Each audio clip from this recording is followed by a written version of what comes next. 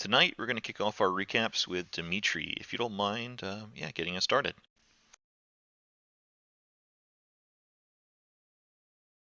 Yeah, last session we had a good downtime session where we all got to do just things that our characters that we needed or wanted to do. It was very good for Dimitri because he was running very, very low on ammunition. And so he got to make some of that at the expense of putting some of someone else's marks on weapons and armor because he can't even do that. And then I got some new armor, which is nice, which upped my AC 3 points, but now I have disadvantage on stealth, but that's all right because I just won't get hit as often now, which is, I think, a little more. And then Elward and I went to go visit the abbey, and there's some weird stuff happening. And hopefully nothing too weird happens where we can't leave because there's only Elward and I up there.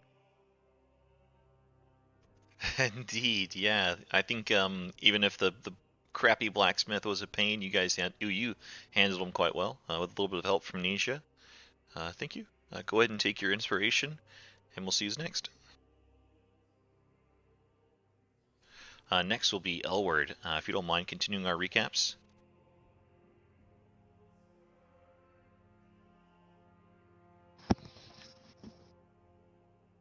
Yeah, it was a pretty chill RP session last session. But what's most interesting to me, of course, was Elward going on his little date, trying to be more of a person, trying to interact with people, and sadly that went kind of wrong when he got these visions of Serena and getting dragged into the lake that was mentioned to us a lot of times during the session before. So it seems like that lake had a lot of power.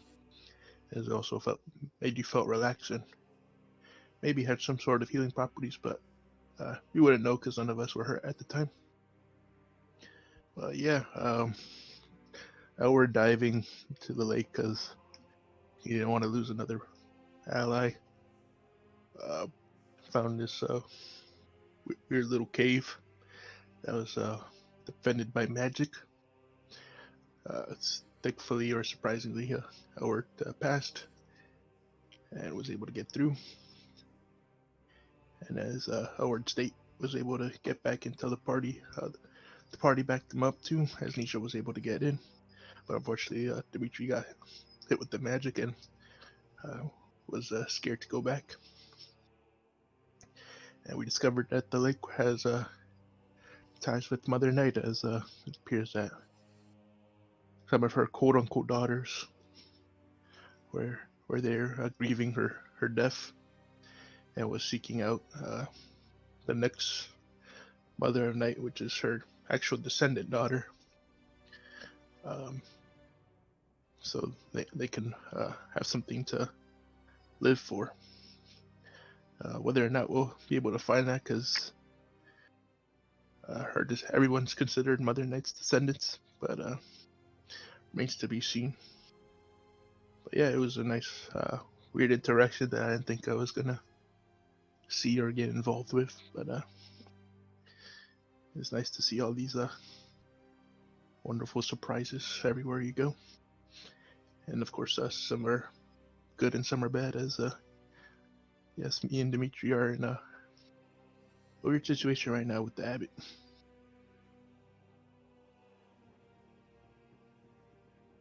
Yeah, the events at the pool of the Shrine of the White Sun was pretty crazy. You guys caught me off guard on how we reacted, and it was really interesting. I thought that was cool, and I'm glad that the all the clues and the things kind of showed you I guess it's still very much shrouded in mystery, the pool itself and what it does, but I think you're along the right tracks, by definitely.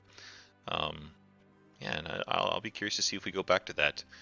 Could the daughter of Mother Night be one of us? Could it be something else? Will we find her? We'll have to see, I guess. Thank you. Go ahead and take your inspiration. And I am sorry that you're statistically last in the recaps way too often, Winrel. But if you don't mind closing us out tonight. Sure. So I guess just a few key things. Winrel failed spectacularly on her skill checks when she traveled back and tried to, provide some for her pack. She created a new werewolf out of extremely annoying child, and learned that Ismark had left Crake on some type of mission, seemingly determined to do something, probably about rescuing Irina.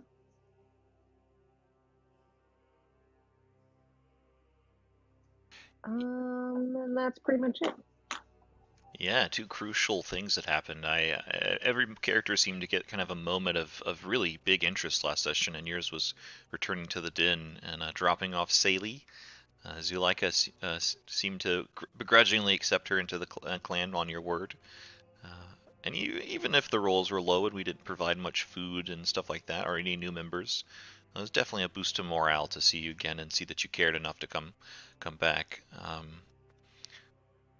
And yeah, Ismark headed off on a mission, something about a windmill and pies. But we'll have to see what happens with that. Thank you very much. Thank you all. Go ahead and take your inspiration, Winrel. And does anyone have any other questions or things you want to add before we move back into the session?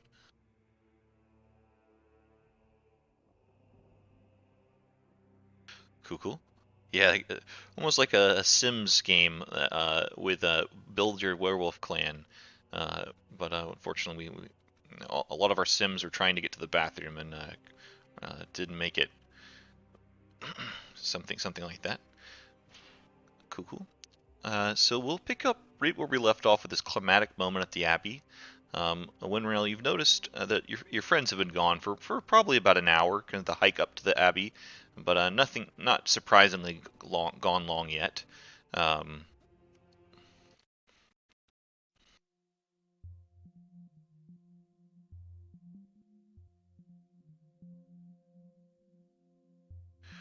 So as we return to this northern cliff face where the Abbey, this old Abbey, is rested, we interacted with several of the Bellevue guards and critters that lie about, and they kind of quite grotesque looking, maybe scary to you all. The abbot has explained a little bit of their history, kind of, and that he seemed a bit guilty about it all. But he's introduced us to Vasilka, the intended bride of Strahd. What the abbot believes will be the solution, the key to freeing all Barovia. Dimitri helped her dance a bit, and now the abbot had a request, and we'll pick up there. As the abbot kind of continues a bit to you, Dimitri and Elward. So I know that it is a bit of an ancient ceremonial procedure, but perhaps you know Strahd is quite ancient himself, and if we were to offer a dowry, I think he'd be more willing to take Vasilka here. I, alas, am unable to do so to retrieve the item that I think he would most desire. Would you two, perhaps your friends as well, be willing to assist me? Indeed, I would offer magic, healing, in fact, life, if you so wish it. I'm certain we all have lost someone. Have you lost someone? Would you like to see them again? I can offer such a thing to you if you do this deed for me.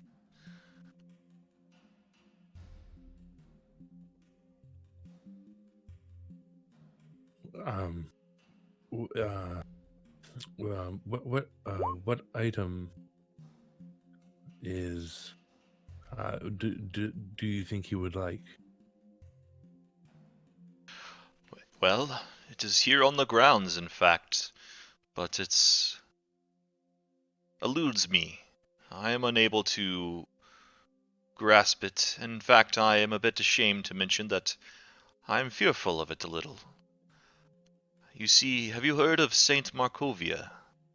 Saint Orica Markovia? The one that built this abbey, her and her followers. You mentioned it.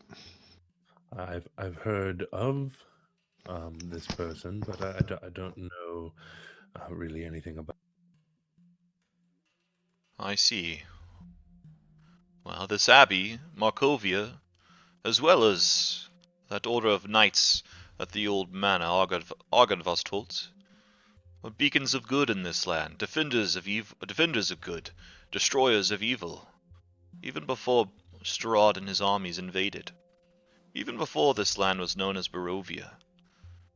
This abbey was a hospital of sorts, a place of healing, and Markovia was the brightest, the most boisterous of all. She had her and her gathering, her followers, of priests and nuns. They built this place. And when Strahd came, they couldn't stand for it.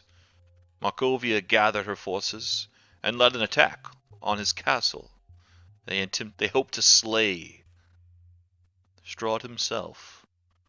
And in fact, it was said that Strahd carries a limp from such a battle, but I do not know if this is true. Nonetheless, Markovia has been one of Strahd's greatest enemies, greatest foes indeed. The followers returned here after Markovia was lost to the castle. Her remains have yet to been found. But the followers returned with the gifts given to Markovia. You see, she was a chosen of Mother Night. Her gifts that were given to her by her deity, her god, rest in the crypt that her followers built. And I think these gifts would make an excellent dowry to Strahd. For if he could have the last remnants of Markovia's belongings, he should be quite pleased.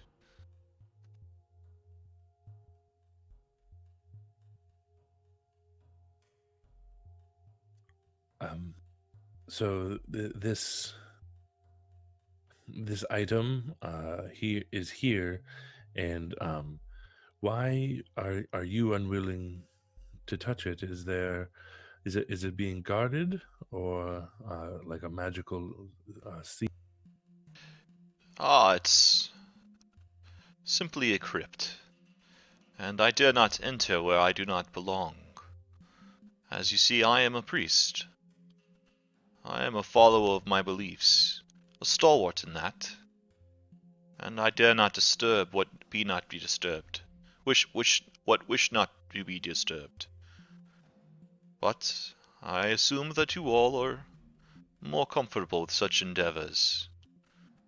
The item that I do wish, it was rumored that she had a robe with two red eyes, surrounded by stars, emblazoned upon it. This is the item that I wish, that I believe Strahd cannot refuse, and therefore cannot refuse Vasilka.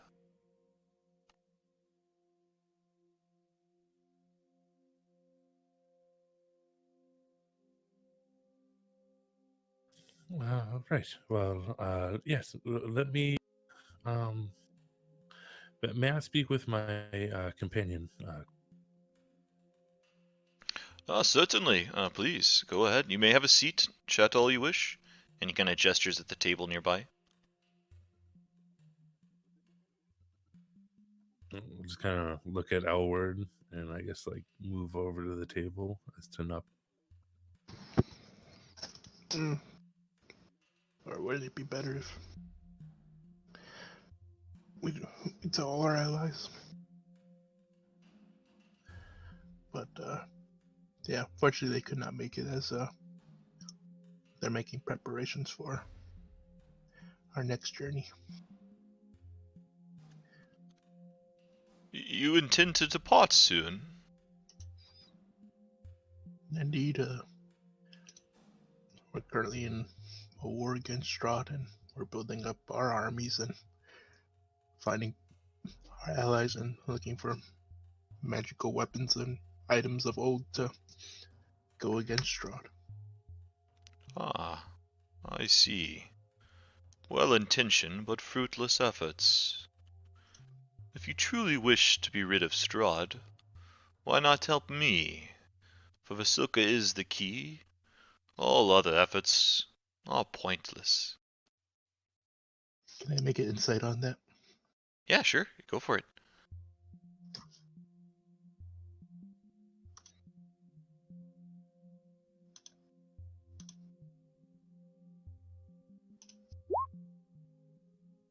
Yeah, I mean, he's not hard to read. He seems to be a fanatic in his beliefs and totally believe that that's the truth.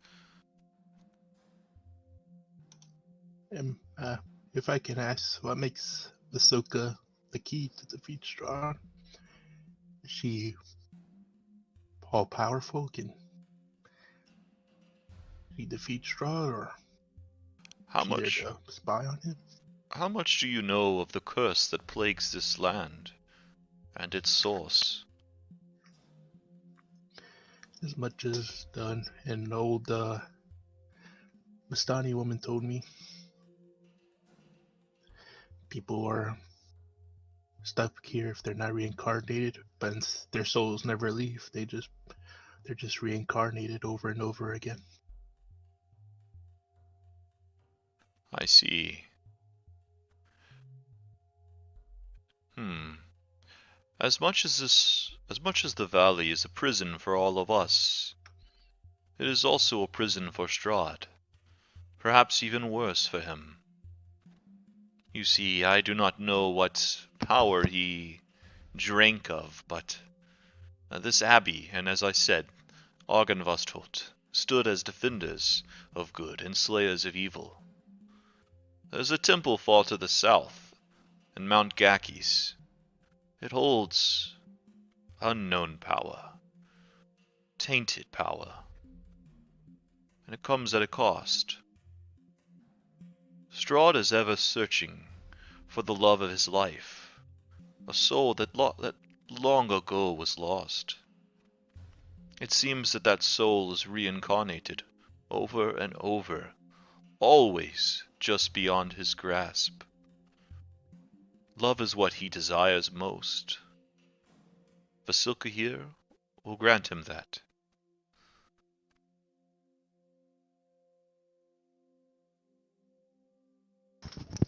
What if he's already found Tatiana's reincarnation?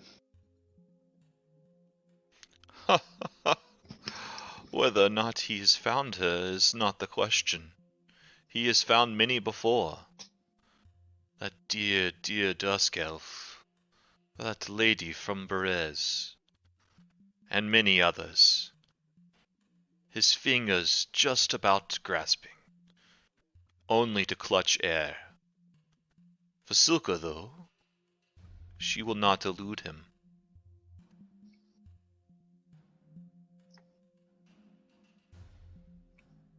Very well. But like I said, our adventuring party is more focused on building up our forces, because unlike the forces before, we won't be using far hands and any common folk that we could scrounge up. Be using the most powerful people here in Barovia, and I feel as though you may be one of them. So it's possible that doing this and you saying your healing magic is quite powerful indeed, and I've seen it myself, and rub my forehead a little bit, then pleasing you might be a good idea.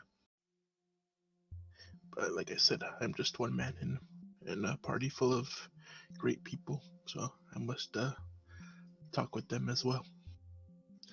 But I know that your request will be thought about. I see. If you simply wish for my aid, I have set the conditions. I warn you, violence is not my pursuit. But if you so choose to leave, I guess I'll look for another. Perhaps the Baron and Baroness. I did not wish to cash in on that favor too soon. And if they fail, then divine punishment will need to be had. But I appreciate you at least thinking about what I have asked. If you all change your mind, you know where to find me. And I have one last question about the favor that you asked. Certainly. When we were coming in, a few of your compatriots seem more feral than others. If we take in your quest and journey through your abbot, will these more feral compatriots of yours be a problem? Maybe with the timing of this question, you hear a hideous laughter accompanied with a scream kind of outside coming from the cages. And you see the abbot kind of cough a little bit. I can understand your concern. The Bellevues, some have lost their sense of humanity, and their pursuit for power. Their pursuit for violence, such as you pursue. But as long as you leave those that are caged alone, you should be fine. They do not stray near the crypt as well. For something lingers in their minds that causes them to stay away. You'll notice the crypt itself as you leave. It is to the north, near the gardens. A few small tombstones lying outside. But the crypt itself is enclosed with an entryway.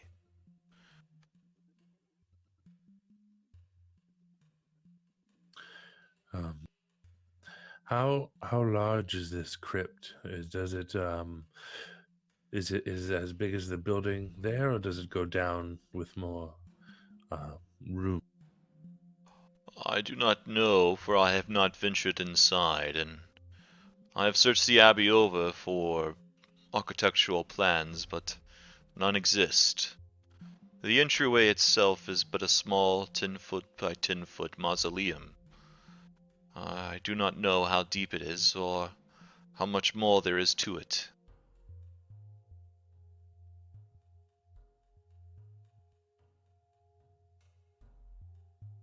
All right.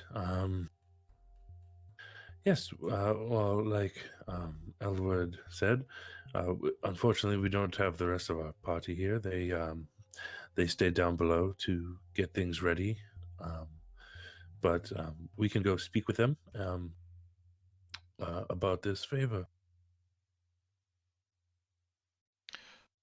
I look forward to hearing your response. Best wishes to you all. Vasilka, bow, dear. Give them a courtesy goodbye. And you see Vasilka give you a bit of a not a very graceful curtsy, but a good attempt at it. And then the abbot kind of shakes his head in dismay. More lessons, I see. Yeah, I bow as well to the abbot and Vasilka. Looking at Vasilka for so long and like seeing her movements, is it more like mechanical or more like a toddler learning how to move for the first time? Is it more It's not mechanical. It's more like a very clumsy human that is pushing closer and closer to being graceful. It's like if she could just walk normally and not like a super fancy lady, she'd probably be fine. But not very comfortable with the grace that the abbot is demanding of her. And with all those stitches, are all the pigments of her skin like the same color, or they're all varying different types of Yeah. shades of skin? As you look it over, it looks like she's very patchwork. That the skin and even the parts themselves are likely from hundreds of different bodies kind of sewn together. Got it. But yeah, Howard will bow to the abbot and Ahsoka. Yeah, same thing. The abbot doesn't bow, but Vasilka does do the curtsy, and then they help. The abbot says that please, more than welcome to help yourself out. I'm sure that Otto and Siegfried are manning the main gate, and I do not wish to call them from this far. Watch your step on the way out, though. Yeah, Howard heads out and stays away from any of the cages that are or doorways that are making the laughter and crazy sounds. I'll follow. And also hugging the wall away from the one that was chained up earlier. Yeah. As you move out, you do notice that there's stairs that lead down into a cellar, and stairs that lead up into like the ramparts above. But yeah, you can come back out, and you see the one chained up, still kind of pacing around. The main gates are before you through the courtyard. A lot of racket and noise kind of are made from the northern end of this abbey. But yeah, as you guys kind of keep your distance, none really bother you. There's the well in the middle. As you move out the main gates, you see that there is that crypt of sorts to the far north near a patch of garden. The garden actually looks fairly, not lush, but like it actually is producing some veggies of sorts, even in the snow-capped environment. As you get about there, Elward, Dimitri, maybe you would see it with your passive perception 16. It's like a rock is getting hurled straight for like a small pebble hurled straight for Elward. Give me a dexterity saving throw, Dimitri. All right. That's not going to be good enough. The rock kind of hits you right in the shoulder. Doesn't hurt that bad. It looks like you feel like you got hurt by a rock, and it felt like it came from the south, from the second floor of the building.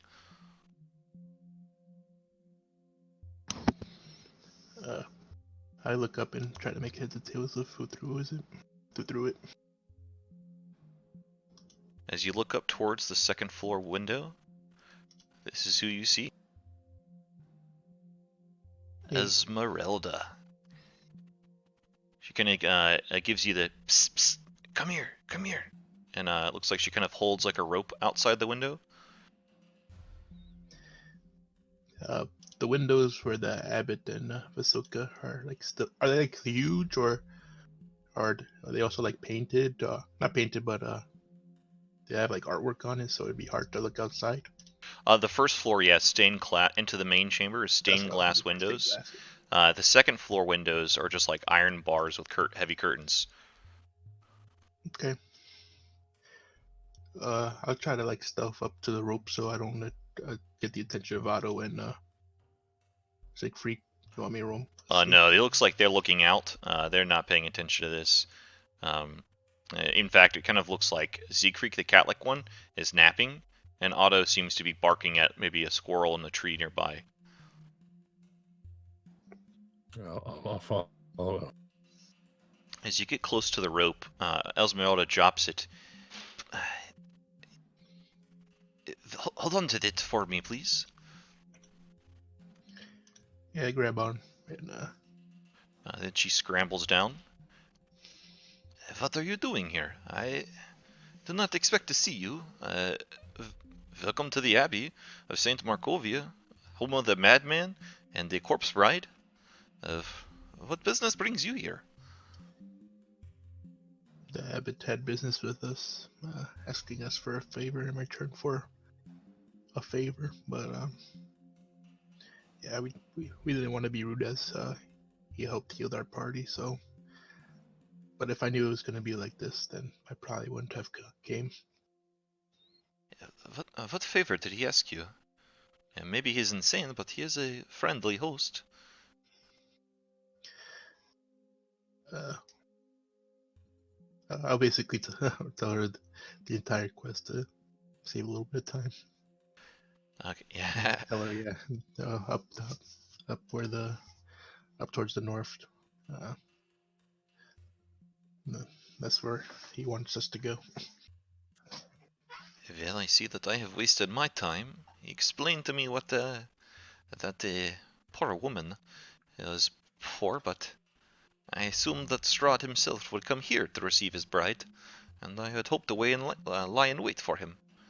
It seems that that is not the case. However, if Markovia has an item of power or a weapon of sorts, I do not think it is a good idea to let Strahd have this. Indeed, that's what I was thinking. But of course, I couldn't say it out loud in front of the abbot.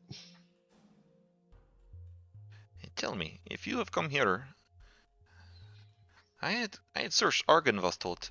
I did not see and she kind of looks at you, squints, kind of. Rudolph, have you seen him around? I fear for him. He was charmed or hypnotized into coming here and set into a trap. Well, yeah, we managed to free him. Yes, we managed to rescue him, and we did that by not running away.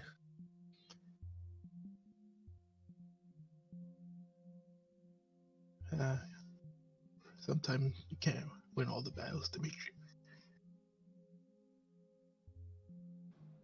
Well, sometimes you do have to run. But it is Rudolph that runs from me. I had wished to speak with him again. To bring him from this place, even if I have to kill the devil myself. But I would rather take him away and simply enjoy the last few years he has. Well, either way, you see this crypt is to the north? Yes, where the garden is. I see. I will play the good guest, but if you all wish to explore the crypt, I think it may be a good idea to take this item for ourselves, and not let it fall into the hands of that madman or the devil. Either way, I'm glad to see friendly faces in this place. How are you faring? Do you need anything? No, I've been through a lot, but that comes as a normal day in here in Barovia. But I'm just glad that you're safe. That's allies are dropping out like flies these past couple days. So, like you said, I'm glad to see a friendly face as well. Same here, friend. And if you see Rudolph again, let him know that Ezzy sends her love. And perhaps we will get to see each other once again. And then she scrambles up the rope and pulls it up into the chambers and kind of gives like a low whistle and kind of closes the curtains on the windows. Yeah, poor girl. Just good. She trying to impress someone that hates her for what bloodline she was born with. And you would totally notice there's a massive age gap between Esmeralda and Rudolph. Yeah. And maybe she told us that she was just loyal to him. I guess, yeah, he helped her out. Yeah, the affection. If I didn't do a good job portraying it, the affection, she seems to be more like a like a mentor. Yeah. That's what I was trying to convey too. Trying to impress her mentor, but because of her race, kind of disgusted by her. Kind of like Dimitri. Yeah, something with the Vistani. There's something about her that I don't really fully trust. But she does make a good point. But we shouldn't discuss this. Where open ears are all over the place. We should head back down the hill. Yeah, definitely. Cool. You can leave through, and you kind of hear Otto kind of bark at the squirrel, and then kind of jolt to attention as he sees you walk up. Then just kind of watch you as you leave. But yeah, we can go back to Creek, and we meet up at the Baron's house with Winrel and Nisha.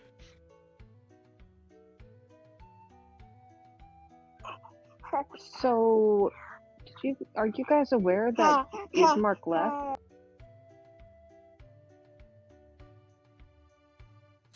Yes, Ismark left Crake before we got back from the. He wasn't. They weren't letting him in, so I don't know exactly where he went. But he came with us to the werewolf den, and then I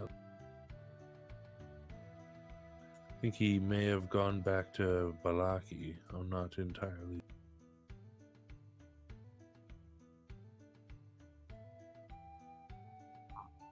I thought Ismark eventually gained entry, no? No, because we hadn't gained entry yet either. We went to the werewolf den, and we just dropped off the children, and then we're going to the vineyard.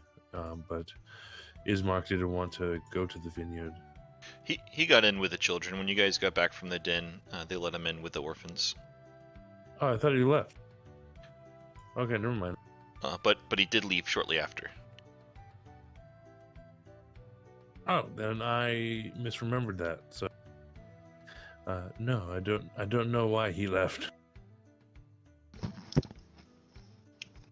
Remember, he was still going through withdrawal from the pies. Now, that was way over. Yeah, but he never gone through it like you did.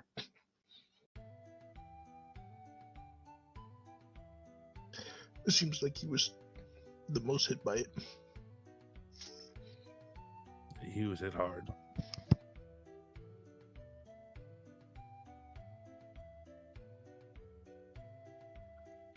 Well, what did the abbot have to say?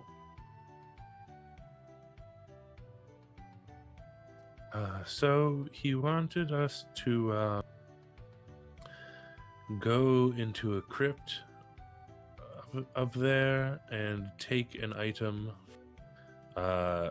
Saint Markovia's tomb, to give to Strahd as a dowry, because he's made some strange pieced together human that he's given some semblance of life, and is hoping that that will be the bride that Strahd accepts with a dowry, and then Strahd will leave this place alone because he actually has a bride.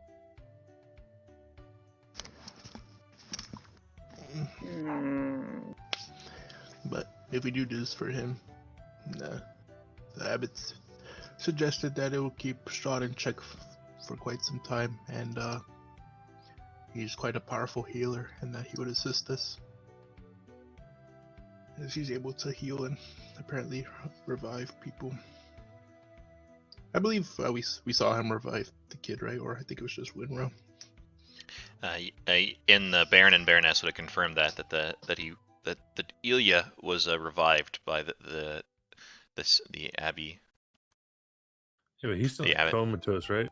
Yeah, perhaps as you meet back at the Baron's house, Anna is out like kind of making tea, and Dimitri's kind of maybe cooking up some lunch or something. But you kind of look, maybe at this point they're more comfortable with it. You look in the bedroom and you see their son still laying in the bed, eyes wide open, and kind of breathing softly. But the whole time, every day you've checked in or spent the day there, the night there, you've not seen Ilya move or say a word. You're kind of still that blank, expressionless face. And the joy that was so so filled in Anna and Dimitri's eyes upon the return of their son have kind of faded a bit over the past few days. And I don't say it when they're nearby, but the abbot suggested that he would get the Baron and Baroness to do it if we don't.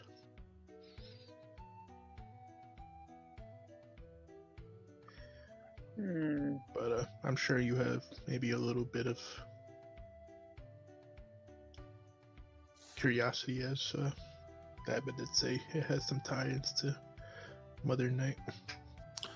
Oh, we also did see Esmeralda up there, and she had suggested that we take said item of Saint Markovia for ourselves, as that would be better than letting it get into the hands of Strahd, because she believes it to be a powerful artifact of some kind. Esmeralda's here. I also agree with that assessment. Yeah, she was hoping for Strahd to visit the abbot and get the drop on him, but knowing full well being in combat with Strahd, that's not a good idea. But I didn't want to tell her that. Yeah, I agree with Esmeralda, despite everyone's suspicions about her, that an artifact like that shouldn't be in Strahd's hands. As much as I don't trust her, I do think that she's right on this one. If it is a powerful artifact, it's best not to give it to. And also, I do. I don't want it by you, Dimitri, as I fear as though the abbot was using the remains and skin of the soldiers and replacing them with animal parts just to use it on the Soka. I'm not sure that they were ever struck with a curse, but I could be wrong. But the way that she was pieced together looked like there was different body parts and skin tones. So that's my fear. Did Otto But like and I what's said, his I've name? been wrong about people before. Did Otto and the other guy look like they were stitched together? I had a few lucky ones with They Valaki, but they looked more like mutants, like their still, animal features were gross. a lot of people in Barovia. The first step we took into that abbey, all I thought I knew about the abbey was thrown out the window. You should have seen it when Row. It was creatures, different body parts stitched together. It was a madhouse. Well, that sounds terribly unnatural. Now, we don't have to go into the lake, right? To get to this Told tomb? you about the job or the quest. Pie guy, Do can you feel as hear us? though we should go, or do you have your reservations that we should stick to our current plan? Oh, did you hear me? I can hear you, and I can hear everybody. I'm not sure if To Pie pass guy up can a hear. powerful artifact, but I'm not. But it might be at a cost of another enemy. Can you guys hear me? Yeah, I can hear you, Dimitri. I can hear everyone also. Okay, yeah, I was like, because I can hear him, but I don't think he hears us because he just keeps talking. Yeah. I thought you guys couldn't hear me at first. Oh, I'm sorry. Can you hear us now? Anybody. Yeah. Okay.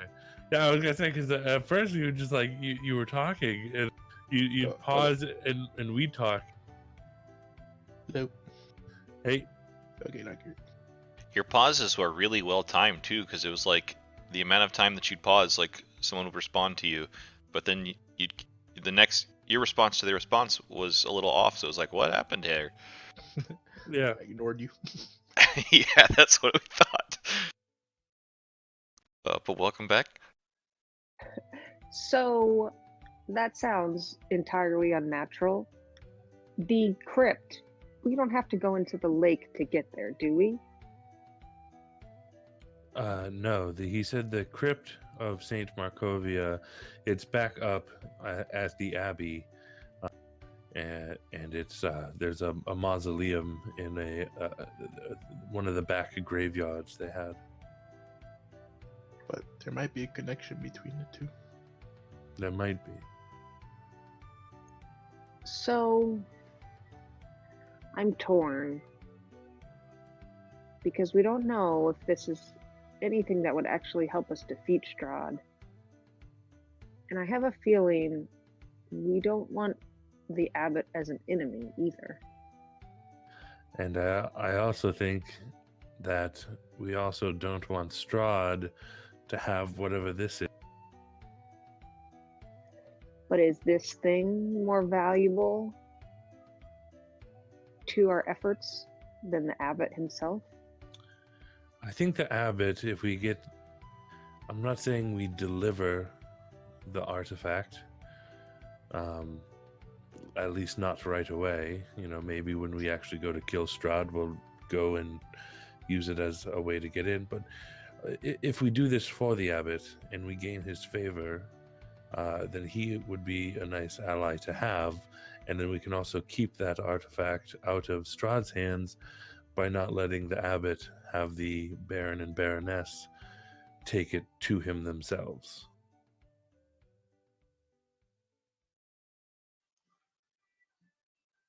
It sounded like he was very determined that he was going to get this artifact, regardless of whether we did it for him or someone else.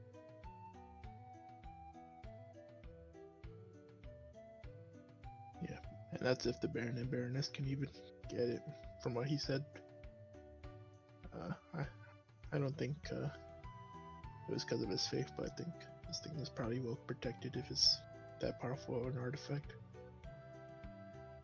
Well, he did say that he has never been in the crypt himself, so I'm not really sure how he got this information, but I'm assuming maybe one of the guards up there, he sent them in and they were unable to retrieve it. Or we can just see what the artifact is and then determine from there whether keep it for ourselves or hand it to the abbot. I mean, I do believe that this might be a very easy task. I mean, I know nothing's been easy here, but I mean, only so much can go wrong on this, I think. Sure.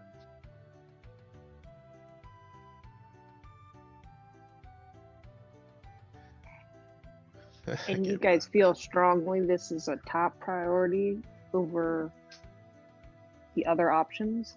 The item that we have, I think, even greater reason to believe would help us in our fight against Strahd and definitively gain us allies?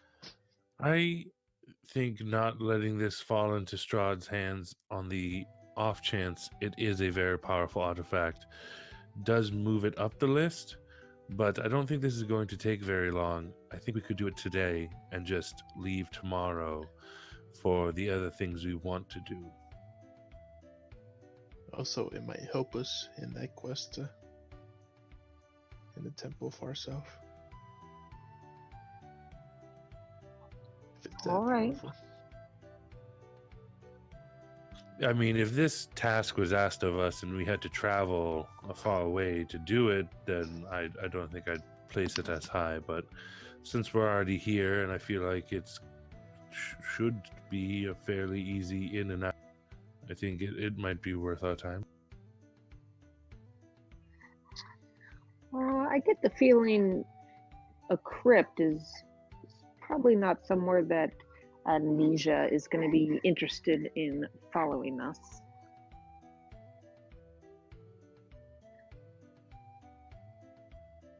It seems likely she'll sit this one out, but I'm willing to move forward. Yeah, I think with the three of us should be able to handle it. Okay. Let's go. Choices, and it sounds like we've rolled our dice. Each of you take 500 XP for some really good role play between. You guys role playing, interacting with each other is always so excellent to hear. Yeah, we'll return to the abbey. It takes about another hour to kind of hike up to this beautiful snow-capped abbey, but we're able to do so. As we return, Otto you get near the gate, and Otto kind of woofs and howls. So we'll leave Nisha. Woof woof. Hey, why you back so soon? You got business again? More dancing?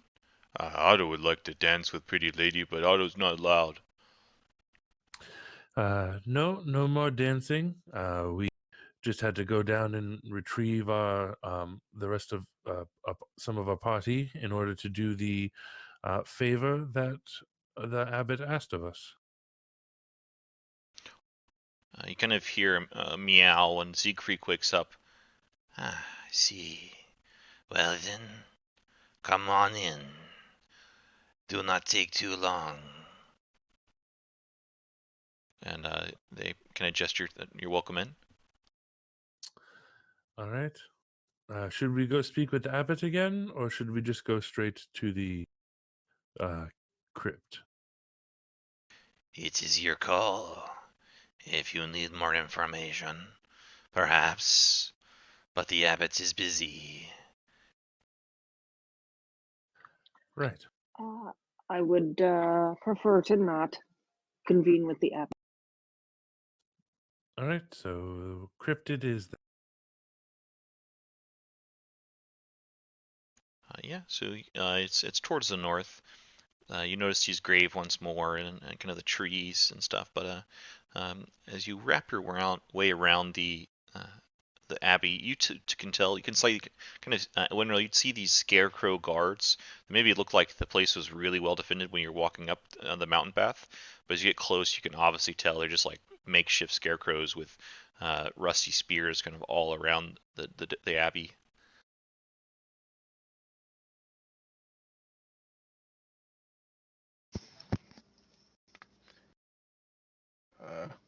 I looked to see if the window that Esmeralda was at is still closed. Give me a perception check real fast.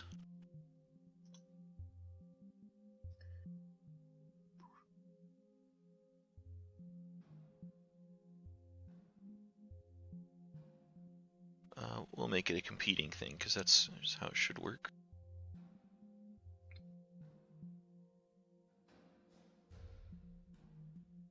If anything, I'll toss a little pebble. Okay, cool. As you don't see it, but as you toss the pebble, oh no, she's proficient in stealth. Okay, there we go. But you hear that low whistle again.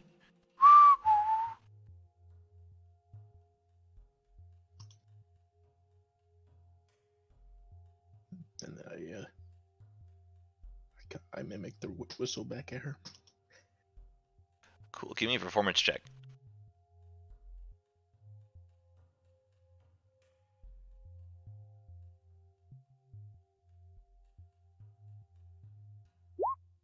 Good enough. Nice. Yeah. Cool. You don't see anything after that. Okay. Just want to know if she was safe. Okay. I'm gonna summon out Ada. Then, to everyone's chagrin and surprise, I'm going to summon out another puppet. But it's not Irina. Oh damn. It's Happy Jack.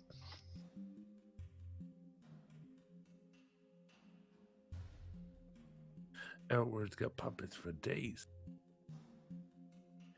Sorry, the token wasn't set. Oh, lovely. Happy dance. He left the perfectly fine mascot in that closet. I have to make do with what I got.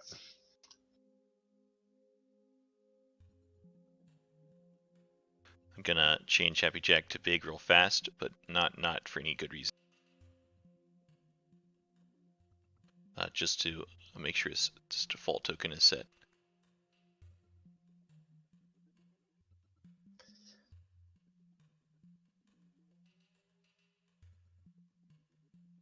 There we go.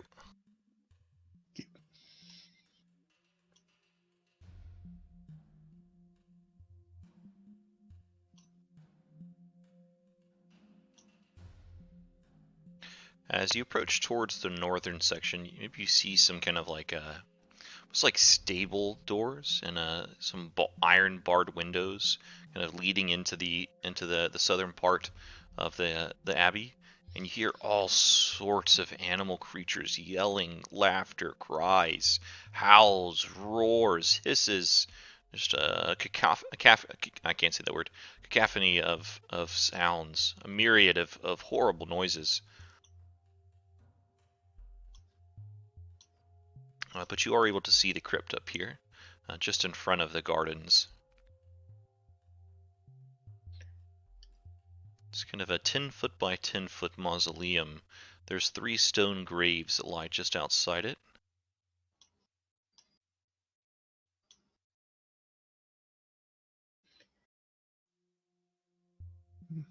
Are these stained glass windows, or can I see? Oh, you can see into them. Yeah, the dynamic lighting is appropriate. And then I'll point at the window to Winrow, so she can know what we mean. As you point, you see one of the mongrel folk just rush up and grab the iron barred windows and shake it and give you a screeching howl. This one looks like it has a lizard or reptilian head with a huge elongated tongue that shoots through the bars and then snaps back into the head. Oh. Oh no. Yeah, the abbot told us they were cursed from trying to get some sort of power. I somewhat believe him, but I'm not sure if keeping them alive like this is the best choice. No, I would think not. As you kind of move up and down the abbey, you get the sense that there's tons of these bestial humanoids. Tons of them. Tons and tons. Yeesh. Oh man, there's so many more. And that's just one side of the abbey that you're seeing into.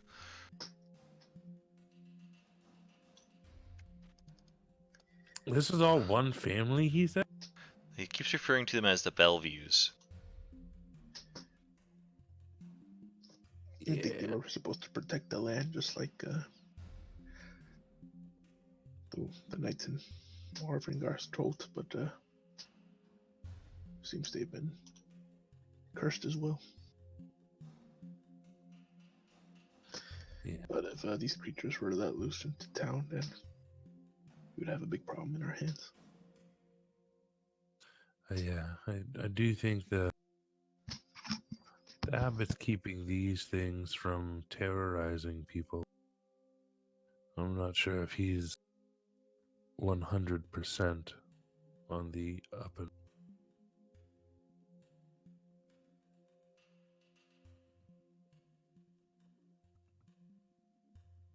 As you're staring out at towards the gardens and the upper east end of the abbey, I'll give you a bit of description. I mean, mostly just kind of describe what the East Abbey is, and you just get more of the laughter and cackling and moaning and wailing and awful noises. The abandoned end looks like it's been turned more into an asylum than an abbey. But nestled between the rising and plunging cliffs are 4 rectangular garden plots, enclosed by a 5-foot high wall of mortared stone. White rabbits nibble on turnips uprooted by the cold. two lifeless scarecrows with stuffed gullets and sackcloth heads hang from the wooden crosses pounded into the cold, hard earth. That's what the garden looks like.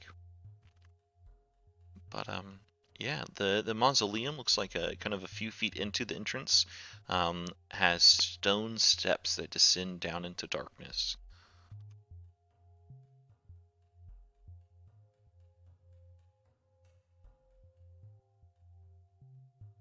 Do we enter?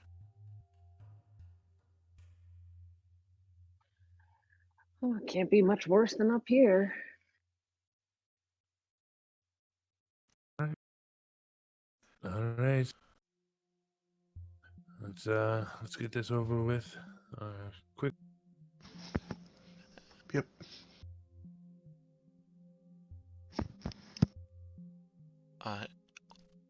Dimitri, you don't feel this, but Elward and Winrel, you both feel this. You feel like a bit of tug at your mind, like your inner soul kind of judging you, and this pressure of force that seems to pull at your mind, but then it lets go, and you're actually fine. As we step into the steps, you hear that whistle again just softly behind you, and then kind of turning around the Elsmeralda steps in with us, and kind of gives you a wink. Welcome. I did not expect to see you back so soon, but now is as good a time as any. Hopefully I can be of service or a bit of help to you all. And we'll enter the crypt. Oops, sorry. And let me drag out your puppets, Elward. So many tokens.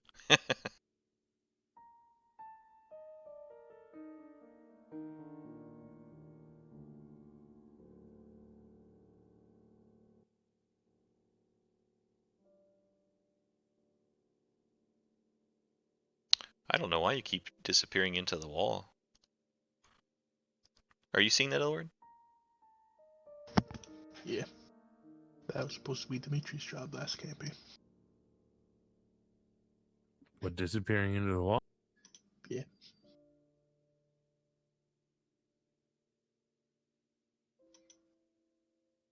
As you come down into this the crypt itself, the mausoleum, it's pretty cold and dry and covered in dust.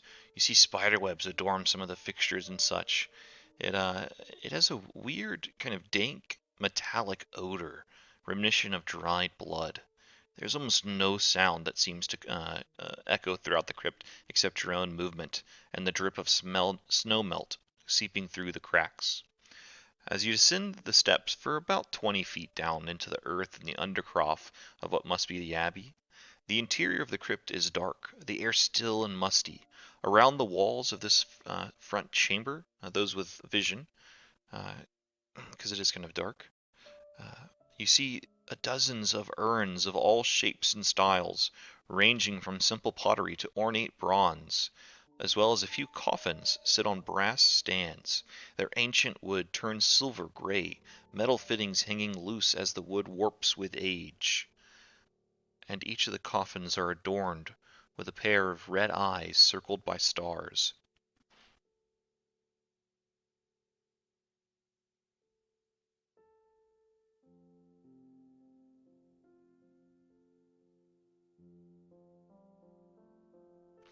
So you should see and be able to move. If it's story appropriate, could we maybe break a little early today so I can try to put the baby down? Oh yeah, we could break right now if you want to. That's a good as we enter the crypt. If that's okay with everyone. Totally okay. Yeah. Yeah, that's fine with me. Cool. Let's come back. Let's see, 12 minutes. Let's just do at the hour. So at 10 p.m. Eastern, at the hour. Perfect.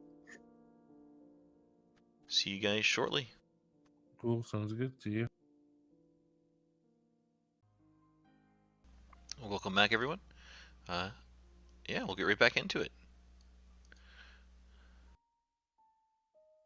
I love the music for this crypt.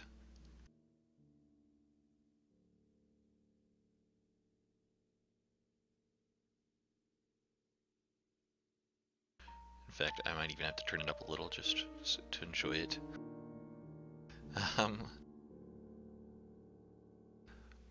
As we kind of step down, Esmeralda calls out, I don't know about you all, but I can't see a darn thing in this place. You see her kind of, those with better vision, kind of see her wave her hands a bit, and then wipe them over her eyes. And as she does so, she leaves two little kind of glowy marks around her eyes. Ah, there we go. Much better. Does anyone else need a bit of assistance with their sight? Dimitri, it looks like you have a glowy light on your weapon, but it seems a bit more distracting than helpful. Oh, I mean, I'm not sure if we're trying to be stealthy in here or not. I don't think there's going to be any. Oh, no, it is not the brightness. It's the color. It is such a gaudy color. It draws my eyes straight to it. Isn't it like vibrant purple or something like that, or green? Oh yeah, I mean, no, it's purple. Ah, yes. Well, it also there's a few reasons for that, but it being this color helps with not destroying your night vision. I see. Well, very wise indeed, but if the offer still stands if anyone wishes to have a bit of assistance. Yeah, I think we're used to it by now. Indeed you are. You guys see pretty well. As you do look around, it does look like this chamber has 3 exit points. A large stairwell that descends into a much larger chamber to the north, and two side chambers with shorter, narrower stairwells. And as you do look left and right, a kind of a sparkling, glittering light seems to shimmer out of each room. It kind of reminds you of the light that the full moon gives off on a clear night. It's very mesmerizing, probably to you, Winrel.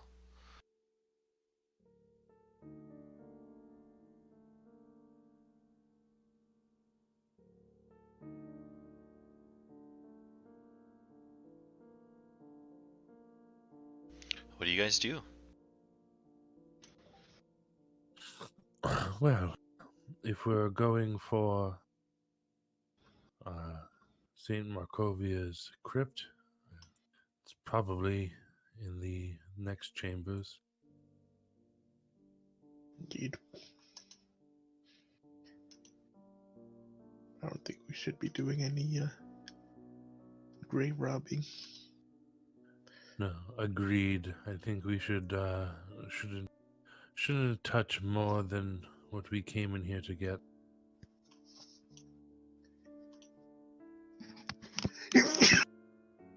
Bless you. Thanks. Couldn't reach the mute in time. It's all good.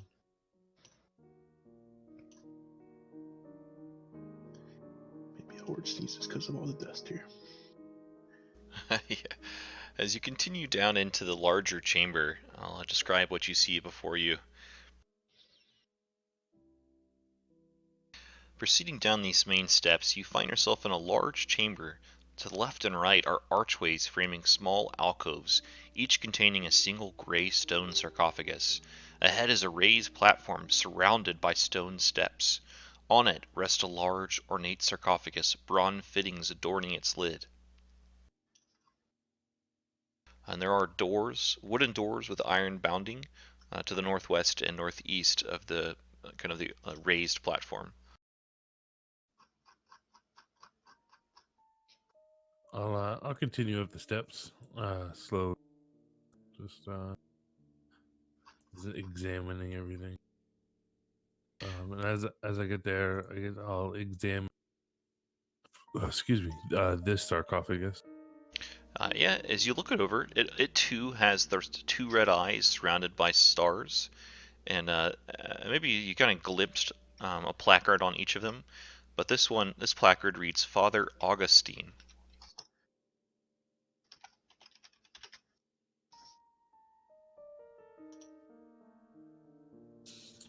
Well, this one's not it. This is a Father Augustine.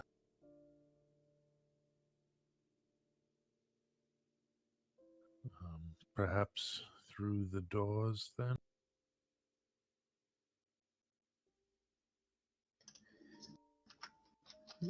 Seems so. I'll move over to the western door first. I'll open it, I guess. I'm not really expecting it to be trapped. Yeah, it doesn't seem like there's too many hazards down here.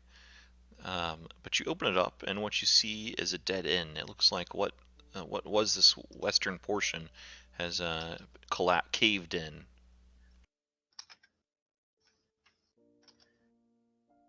All right. Then I'll go over to the other one and open that one up. Cool, cool. As you kind of move through the room, Esmeralda kind of comments, "Violet, I thought you would be attracted to those shiny lights. Seems like you like odd lights on your equipment, but it seems you are more attracted to doors. I like your style."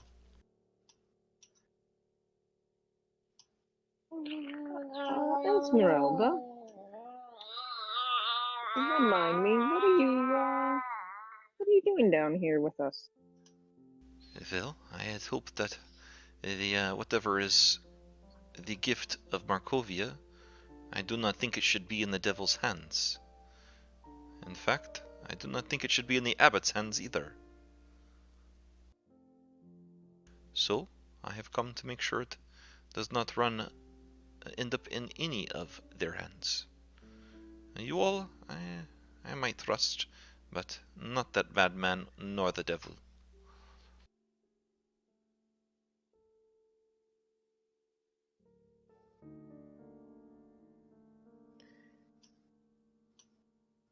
You see, she, as you kind of like a little bit of hostility enters the air, she draws out her weapons, and she wields a very nice looking rapier, and as well as a short sword that's silvered.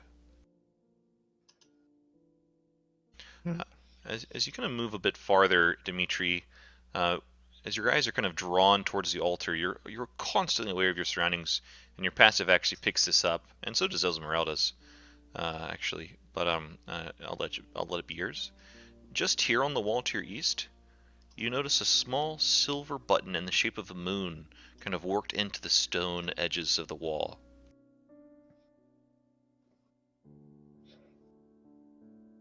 And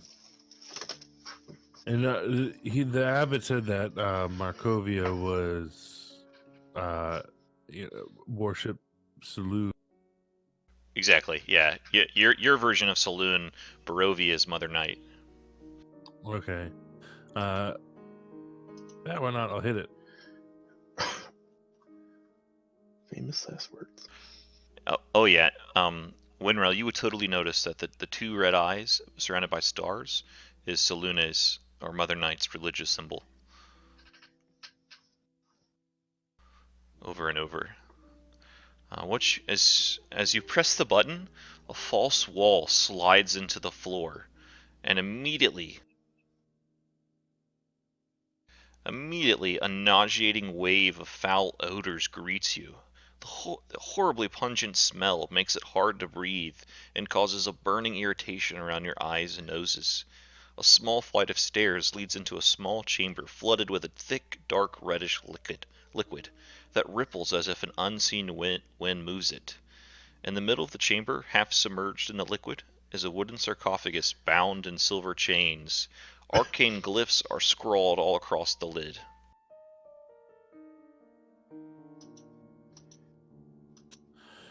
All right. Going to leave that one alone. And did the button go up into the wall, or is the button like still on it? The button went into the floor. Okay. Yes, I suggest we just pass over this room. How do you know this ain't it? This isn't the coffin. And I don't know why Saint Markovia's sarcophagus or coffin would be bound in silver chains. You don't think Strahd has given any of the warriors vampirism, do you?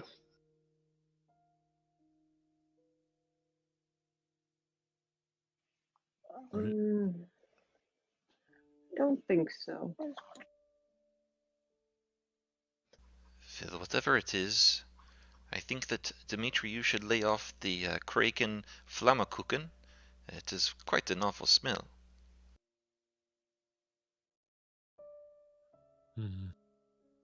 I just a bit of a jest. The abbot is not that bright of company, and my social skills are dulling a bit. However, I do notice, and she kind of points at one of the glyphs towards the center of the coffin. That is a way of keeping things sealed through arcane magic. I could open that, but not the chains. And the other glyphs are the ones that concern me. I do not know what they are. Essentially, she can point out that one of the glyphs is an arcane lock. That's either. I think we might want to try other options first. No, yes, agreed. I doubt that Saint Markovia is, but I could be wrong. Yeah, let's look for more clues, I guess, and maybe we'll find something that tells us what that room might be. Indeed, as you move farther down the hallway, you come to this room. What you see first is the altar before you, which, Winrail, you would notice it mirrors the altar and the werewolf tin, but is much less cruel and no like skin or bestial stuff. But at the end of the passage, you see an altar within the chamber. A number of bronze plates and dishes are placed on around, containing coins and odd gems. The altar is a shrine to Mother Night. And like I said, it mirrors the one in the werewolf den, but much less cruel and bestial. Across the way, stands out maybe even a bit more. Elsmerald will move into the room. But across the way, as you enter the chamber further, you can see to your right a raised area with 2 stone coffins and a huge bronze sarcophagus, etched with swirling patterns. 6 large red gems are embedded into its surface, like eyes glinting in the dark. There's a strong metallic odor in the room and an oppressive atmosphere, making the air feel thick and difficult to breathe. I believe this is it. I'll Or maybe it wants us to think that's it. I guess trying to I'm gonna come up behind Dimitri and put my hand on his shoulder and cast guidance.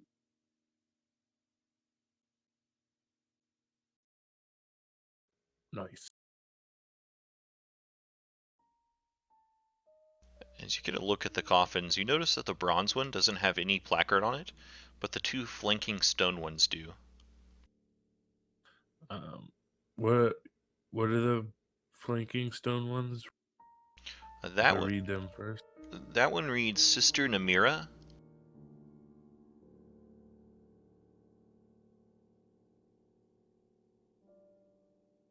And the north one. That one reads Sister Valentina.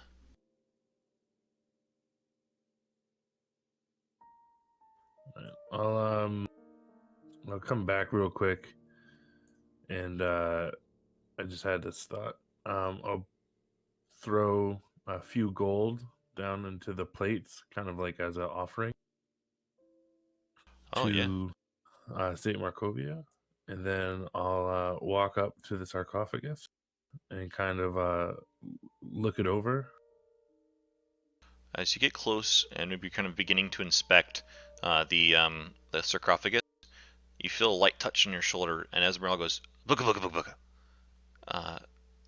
My apologies. As I said, my social skills are dulling a bit, but I just want to offer a bit of protection to you. Thank you. She's really not helping Dimitri's disdain for. That's like she does Just something people. super annoying, like the booga booga thing, and then it's like, just kidding. I want to protect. Yeah, it's a it's got swirling markings across it, as well as 6 red gems embedded into the lid. There's several latches. There's no discernible lock. Do you want to check it over for traps and stuff? Yeah. Give me a perception check, please, or an investigation, whichever. I'm not Vicky. Man. You don't notice any traps on it at all. D4. Oh yeah, for your guidance. I'm not sure if Still, that'll yeah, help. still don't notice any traps. All right. I'll just start opening latch. As you go to open it, it doesn't open. It doesn't open for you. I feel like the rubies in it, are they like buttons? They feel like large gems. Each ruby is pretty valuable.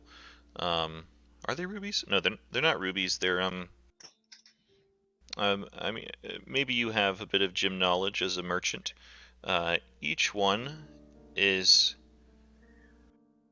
Oh, they're star rubies. Each one worth about 100 GP each. They're pretty big gemstones. Okay, but none of them like push in. None of them are like a. Oh, did you try to press them? No, they don't press in. What do the latches appear to be? Do the latches appear to be like They don't appear to be locked. You see no visible locks. They're made of bronze too. It looks like you could kind of pop, like if it worked properly, almost like a trunk. You could like snap them forward, and it would loosen the lid. But as you try to budge them, it doesn't move, as if some unseen force is holding it shut. And what do you know of funeral, the ceremonial way of I'm really bad with words today. Burying people when it comes to the Night Mother. Is there some kind of like ritual or is this a common thing? Can I roll a religion check on that, Lennon? Yeah, sure. Yeah, you can give me a history check too, Elward, for something that was said, to see if you can remember something that was said.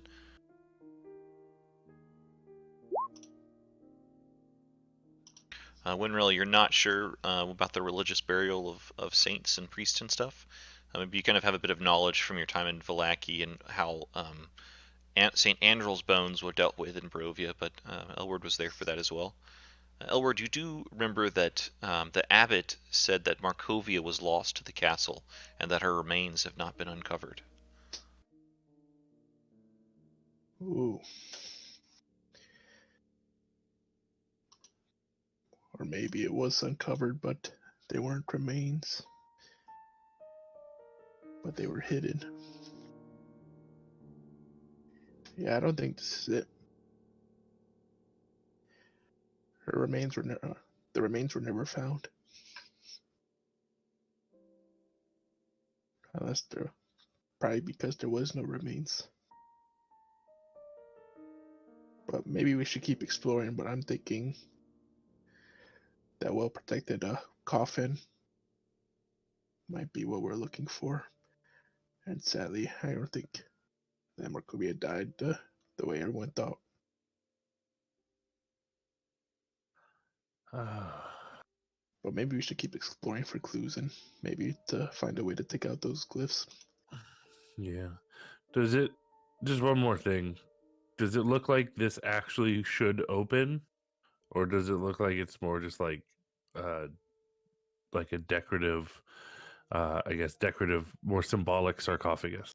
Oh no, it looks like it should open. You get the sense that magic is at a foot, essentially keeping it closed. As Esmeralda would speak up, as you kind of have this discussion with Manuel, that I do not know the horse story, but I know that Markovia led She might have been a vampire hunter like me and Rudolph, for all I know, but the followers that did not fall on the siege at the castle, they returned to the abbey, and Strahd attacked again and again, driving them quite insane, until the abbey was abandoned. And from what I've gathered, the abbot and whatever those monsters are have been here only for the past century. Markovia, no word is of her and what happened to her after the attack on Castle Ravenloft. As far as I know, this crypt must have been built by the followers that returned. It's great having you here, Esmeralda. But Can you open this one? I can try. I could have opened the other one. It was simple magic trick, but we'll see for this one. She kind of moves closer, trying not to get too close.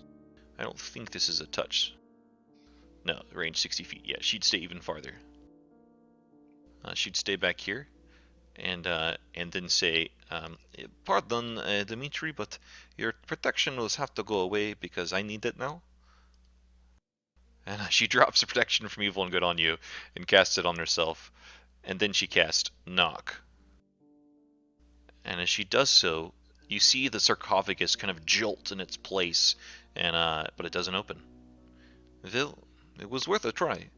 That usually does the trick for most things, but something must be protecting this from my magic. I take a closer look at the altar here. I just kind of look at like what is actually here on the altar. On the altar is kind of a like a, what do you call that? Like a banner of sorts, like a religious banner that's tattered and worn, but it looks like it was Mother Night's sigil once again. Those two red eyes surrounded by stars. This sigil, something maybe you would notice a little bit different, Unreal. Saloon has 7 stars around the pair of eyes. This one only has 6. And maybe that clicks in your head as you're looking at this banner, that all of the coffins with the sigil only have 6 stars surrounding the 2 red eyes, as well as what you also, all the gemstones, Dimitri, appear to be kind of petty gems here. Maybe 1 or 2 kind of, it looks like maybe total in value is about 225 gold, but they're all moonstones.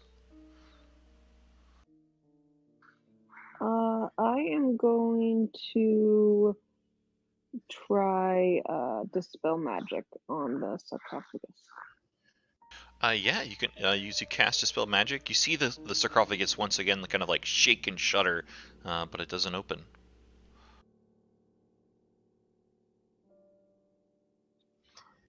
Well, that's a bummer. Did the wooden sarcophagus or did the wooden coffin have any of the eyes and or star symbols? It did. It had the 2 red eyes as well as the surrounding 6 stars on it. But it was also, you'd also notice much of all the arcane glyphs kind of scrawled across it. Maybe you all are pretty big adventurers at this point. And most of the time when you see arcane glyphs or something is put on a thing, like an arcane glyph is put, it's hidden, but these are openly displayed. And then the coffin had 6 stars. Yeah, also, right. The bronze sarcophagus doesn't have the red eyes and the stars, the one that you keep trying to open, but it does have 6 red gemstones, which are star rubies, across it, and this kind of a swirling design. Nothing really, just a kind of a detailed design. What does the rubies that surround the eyes represent? If I might ask Winrow. Because there's usually 7, but there's 6 in this too. Does it like represent like a leader or something? Or a saint?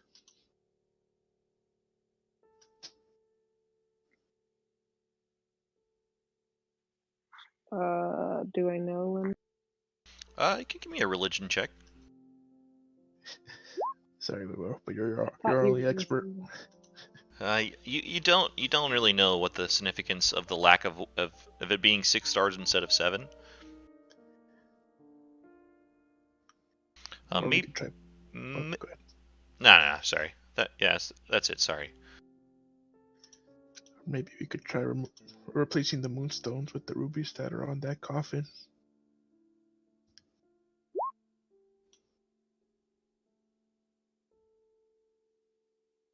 You mean, oh wait, you mean see if there's any moonstones that look like? Oh no, Lennon said the moonstones are in this in the sigil, but the rubies are in the coffin. But rubies should be in the sigil. Well, most of the time, for the most part, the rubies should be in the sigil. The werewolf then, they had like rubies in the sigil too, or did they have like some makeshift thing going on? They did have some gems. It wasn't specifically rubies though. Kind of all in their offering. They did have some rubies, but they weren't displayed upon the sigil. And Winrel can confirm that. In fact, as you kind of think back to this, Winrel, you would remember that the altar to Mother Night and the werewolf den also only had 6 stars surrounding it, surrounding the 2 pair of red eyes.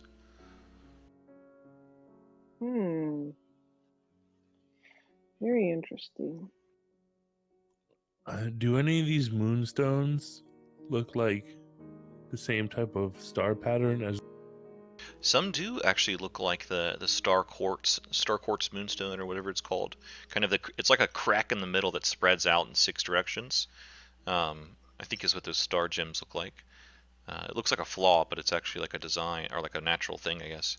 But yeah, there's several, but none that look like the size of the star rubies that are in the bronze sarcophagus. So total, the amount of coins and gems and stuff that are on the altar is 225 gold pieces worth of stuff, and each of those star rubies are worth 100 GP each. So those star rubies are quite a bit bigger than any of the gems you see there on the altar. Going back to the sarcophagus, does it look like there's any is there any like I guess spaces that it looks like something could, you know what I'm saying? Like maybe like one of those star moonstones. I couldn't hear you. You kind of broke up a little bit. Any space to do what? Oh, sorry. Does the sarcophagus have any like spaces, like on the lid or anything that it looks like gems of some kind could be like put into? It does look like the rubies themselves are kind of placed into sockets, but there's no extra. There's only the 6 across the front half of the bronze sarcophagus, and a star ruby is placed into each of these little sockets.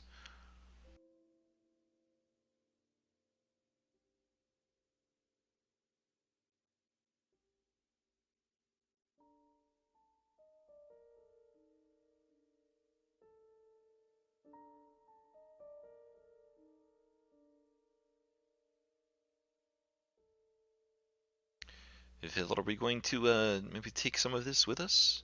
A bit of wealth can never hurt.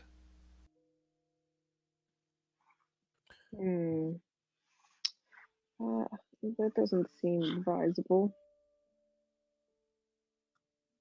Yes, I'd rather not take from the dead. Those star rubies, though, they catch my eye. They looked very nice. Perhaps we just take one? Perhaps not. Well, then I tried. Winrel, maybe Dimitri's, you're kind of close. You see Esmeralda longingly eye the star rubies and then kind of turn away. So she did what? She just longingly looked at the rubies and then turned away.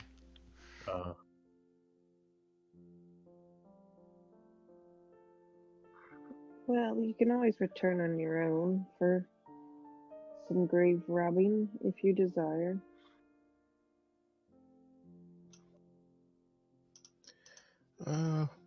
Let's head back.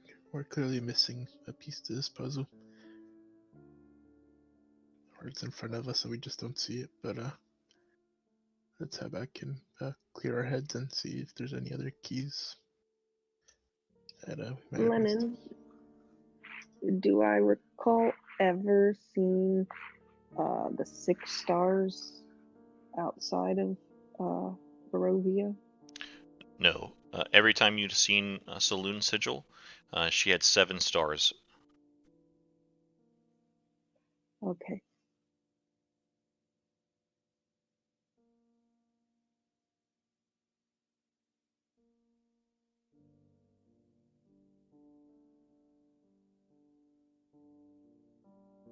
The number 6 does appear to be something significant.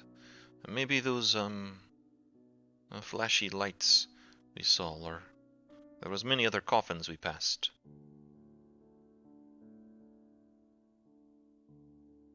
But as you said, maybe we should not disturb the dead. Maybe that is what happened to the abbot. He was just too embarrassed to say he could not figure it out. Oh, that's a solid point.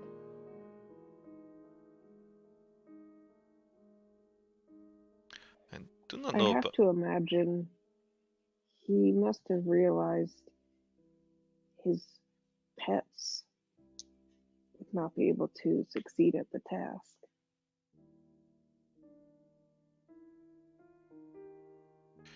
Yeah, perhaps not. Did you all feel a bit of a caressing welcome when you entered the tomb? Yeah, but it's been normal these past couple of days. Everywhere I go, there seems to be some sort of magic that exuberates me. I enter. Indeed. It felt as if I was being tested. But I guess we all passed. I didn't feel anything. Right? No, you felt I didn't feel anything. You're naughty. No, yeah. I didn't feel anything coming into the tomb. Perhaps that's a good thing. Maybe it's not. We'll never know. Perhaps you passed even greater than the rest. What is different about you than me, or Winwell, or Elward? Maybe we all should have worn a mask?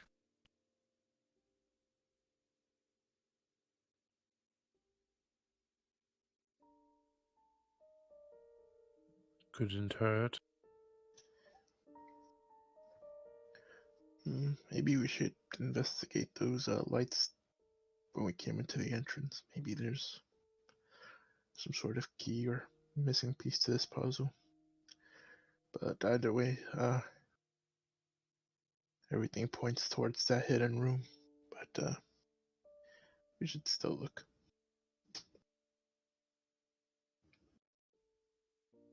If you want to give up, maybe I can just take the rubies and we can leave? I like the attitude, but let's just focus on getting this artifact first. The rubies and gold is nice, but the artifact is what's gonna get us all out of here. What I'd like to do is on the way back is the 8 sarcophagus that are in this room. I'd like to go and record, like see if they have nameplates and what the name. Indeed, yeah.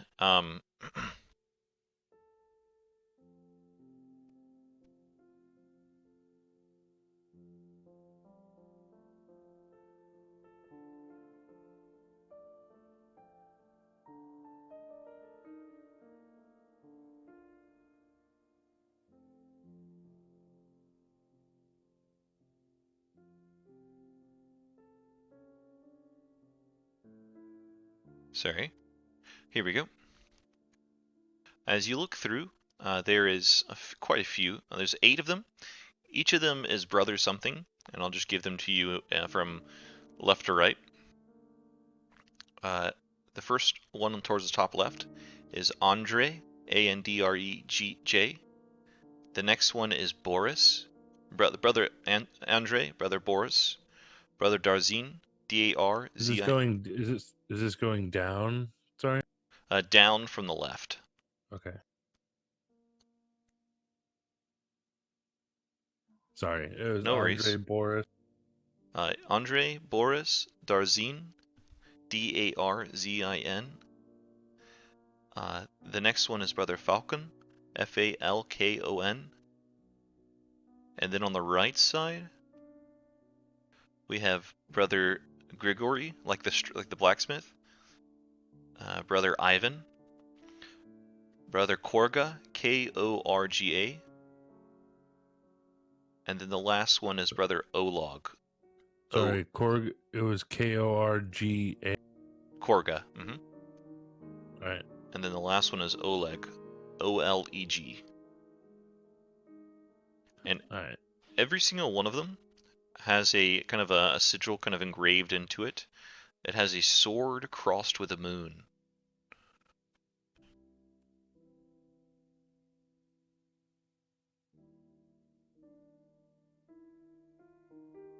And then sister, they were all in the top one.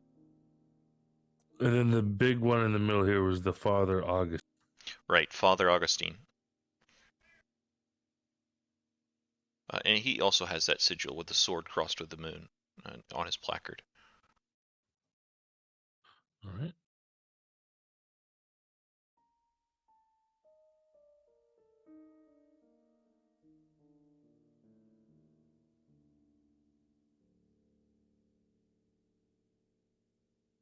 And these were all brothers.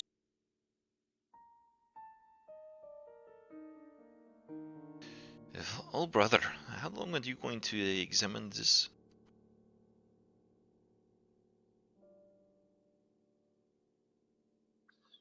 He's very methodical sometimes. Perhaps it is you have to read There them in was the... Oh, go ahead, sorry. There was a time that we met 8 children, and boy, if Dmitri didn't remember all of their names right away.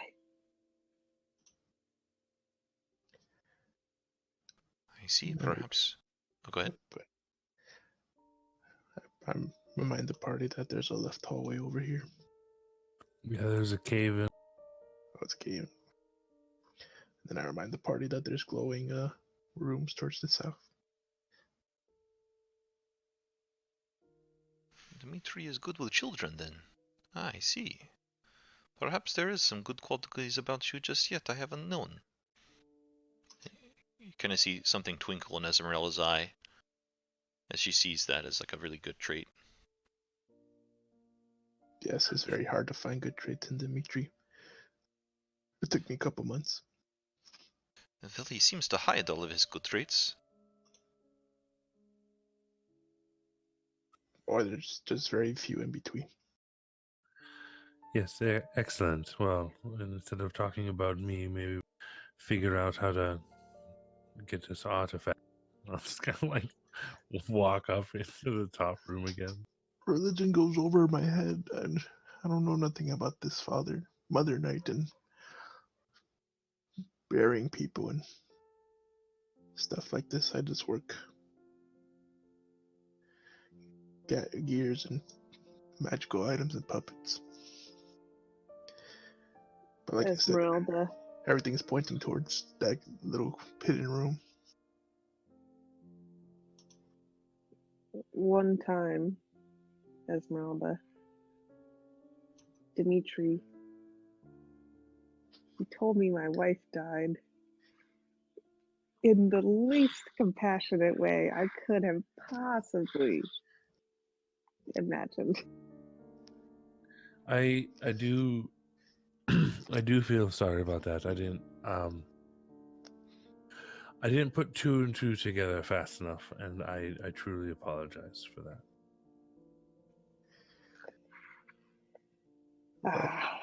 Better, Okay. better Dimitri than me. Nothing you could have possibly said would have softened that discovery. No, but I do feel bad that I didn't handle it with a bit more tact. It was a bit too straightforward for big news such as that. Oh, you didn't know.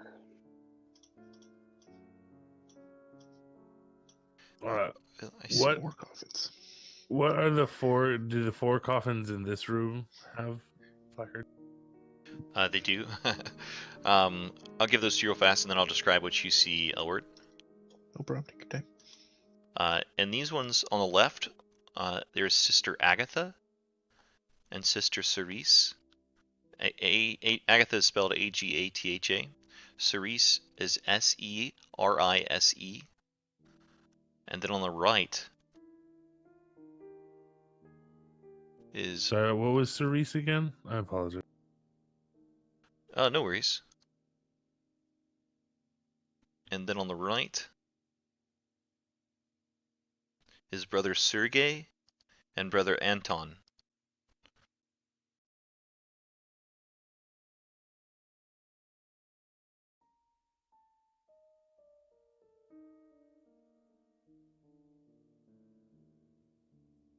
All right, cool. Thank you. Yeah, no problem. Esmeralda make a joke to you when Rail about Dimitri is apparently a typical man, insensitive, over methodical.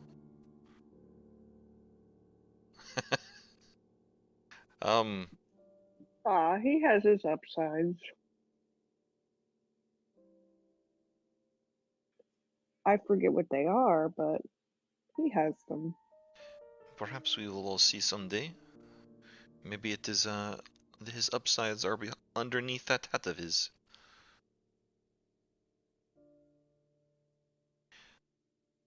But You guys just love talking about me.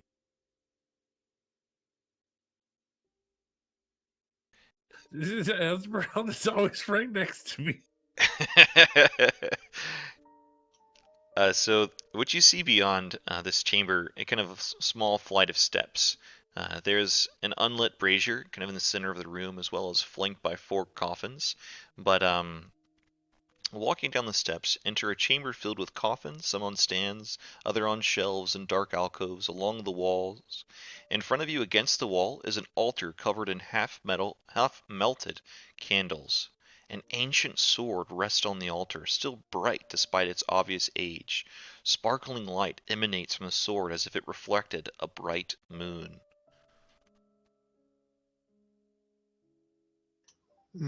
This might be something. There were swords on all those coffins, right? There was a sword Oh, and I a think. moon. Oh yeah, I said an RP, but yeah, it looks like there's a sword here. That might be a key. You guys want me to grab it? No. But it might be a key.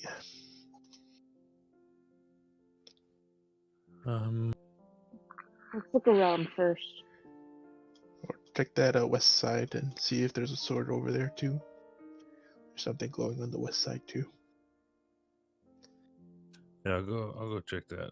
I'll go check the other side out and see what's down. And You see Esmeralda rocks pretty close, just behind you. I see that. Well, let's see what your upsides are. As you enter this room and you kind of give it a look, instead of a brazier, it's this room is pretty close to the other one, but instead of a brazier, there's an urn, kind of in the center of the room, a big brass urn, and on the altar, instead of a sword, is a shield, a very beautiful shield that emanates the same kind of light as if it's reflecting the light from a full moon, a bright full moon. Does this shield have any symbols? Oh, both of the hilt of the sword and the shield. The shield has the cross stitching of the not cross.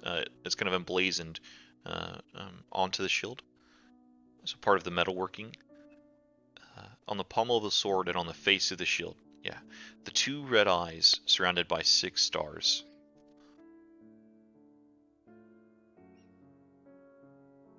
I'll kind of yell back to Elward that we don't have a sword, but we do have a shield glowing like the sword. Maybe both of these are the keys. I don't know. I'm just very impatient. I don't like puzzles. I don't like religion. So now there's 2. They're both together. So I'm extra impatient. Should we just grab the sword and shield and go back to that coffin? I'm not sure. Let's see. Is there anything else that I see in the room? There's these kind of plainish looking wooden coffins lined about. They do have the sigils, but they don't have placards.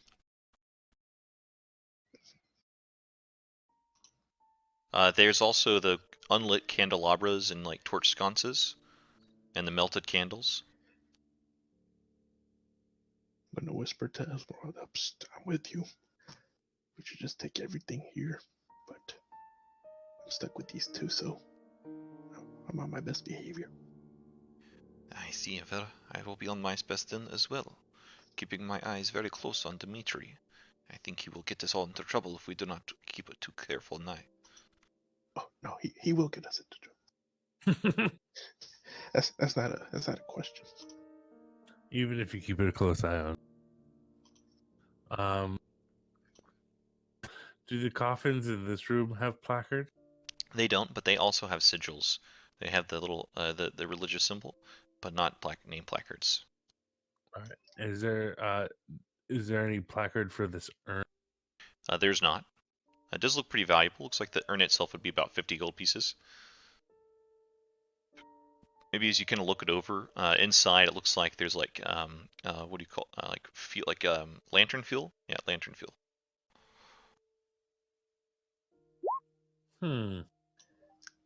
Okay, so the clue is all of the tombstones re-scrambled. They make words. Winrell's gonna put her hand out and put it on the handle of the sword, but without removing it. As you touch the pommel of the sword, you feel that oppressive force kind of hit you in the mind once more. I need a wisdom saving throw.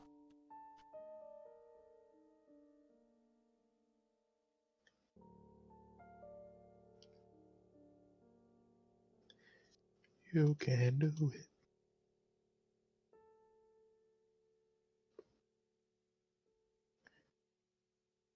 Wisdom, wisdom. Yay. Boom, yes, the oppressive mind kind of searches through your mind. You feel it ease up, and in fact you feel a bit of a kindness, a bit of a relief, almost as if the force itself is glad you are the one that is taking the sword. And the sword is a moon-touched longsword +1. I think I have a handout. I always see the D&D Beyond, but never have access to it. I don't have artwork, which is sad, but it is a longsword +1 that is moon touched. So it's the same as a longsword +1, but it also it sheds moonlight. Cool.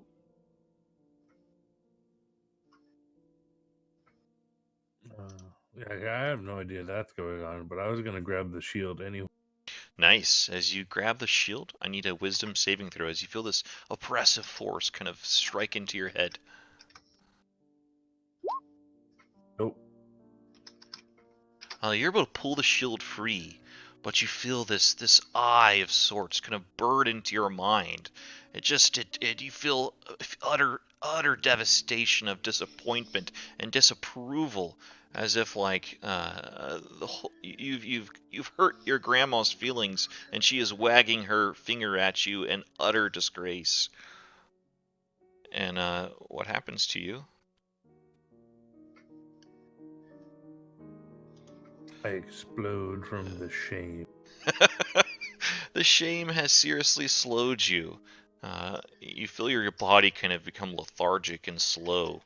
Any ability checks, attack rolls, and saving throws that use dexterity are at disadvantage. Oh no, Cool. So all my attack. you're basically blind again.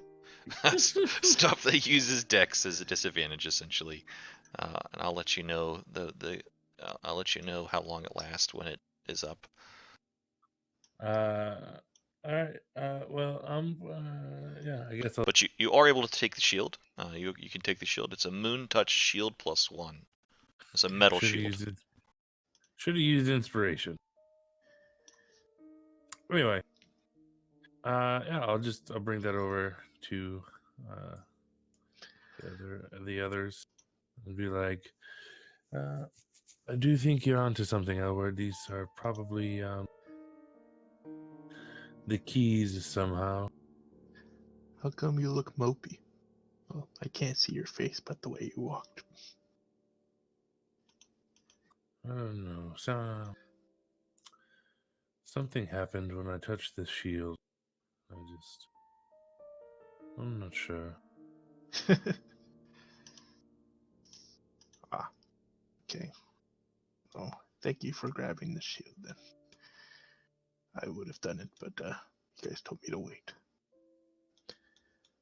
I'll when Rel comes out, I'll give the shield to her.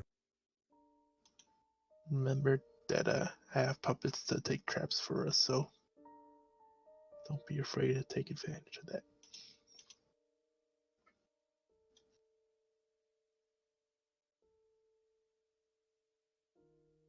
I Yeah. think Winrow was going through some things too when I was looking at her grab the sword, but it seemed that she was okay. Maybe with her connections to the deity, she was able to grab it. Oh, nice. In that case, yeah, I'll give the shield to Winrel if Winrel.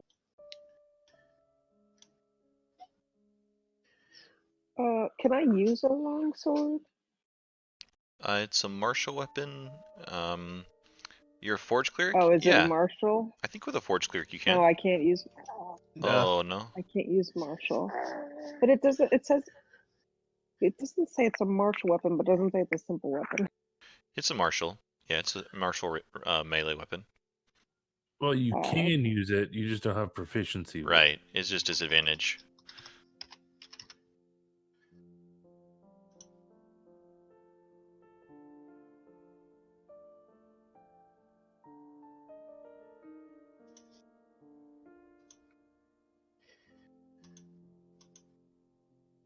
Maybe you could Oh, find that's a somebody bummer. like. Maybe you could find someone to teach you how to use martial weapons at some point. You seem to come across a lot of them.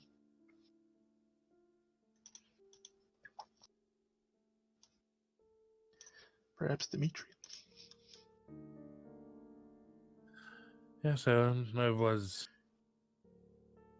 given some lessons as a boy for using a sword, but I haven't used those skills in quite some time. Maybe Esmeralda has a keen sense of martial weapons. She kind of raises up her beautiful rapier and her silvered short sword. I have all the weapons I need, but that is a nice one. I have the same problem that I have with Dimitri's gun there. It is a bit bright.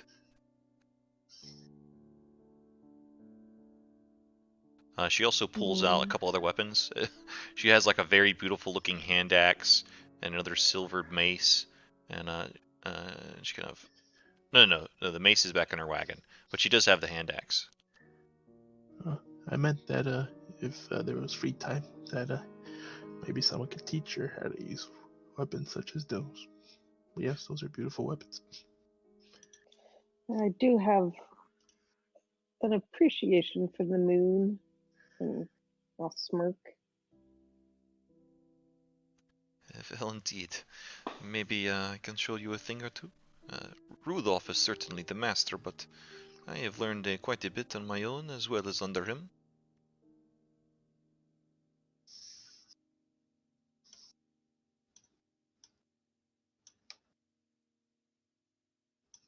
So you have a +1 longsword and a +1 shield. That's a good power up. At least a shield. As you get to about here, as you kind of move down the steps, Winrel,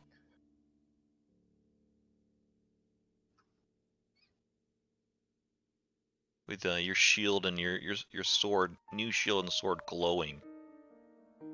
As you get to probably about right there. I'm assuming that you guys wouldn't split up too far. Yeah. Yeah. But as you get to about right there, you see this ghostly smoke kind of spewing out of the central sarcophagus in this main chamber. It forms into this great warrior clad in armor. He calls out in a deathly voice, "Who dare touches the gift of Saint Markovia? You intruders into our hallowed ground will pay for this insolence." And the ghost of Father Augustine raises his hands up. I need strength saving throws, 2 of them from you, Winrel. Oh, sorry, just strength Okay. checks. Strength checks. And you guys can start Okay. rolling initiative.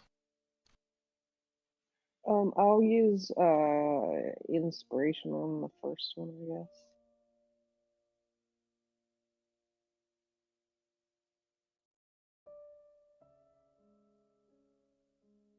Boom.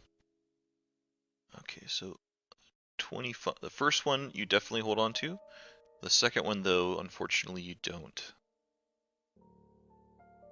We'll roll a d2 to see which one you let go. 1 will be sword, 2 will be shield. Okay. So the shield.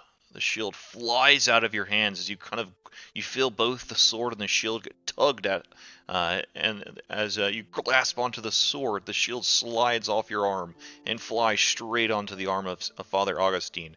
He raises his hand up, and a spectral sword forms in his hand, and he begins to step forward with sword and shield raised. "You all will pay for disturbing our home."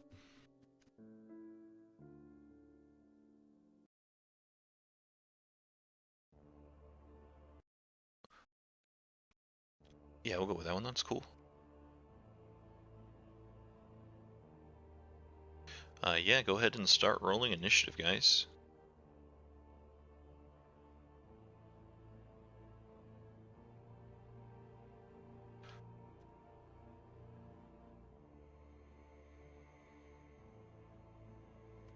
Yep, that tracks.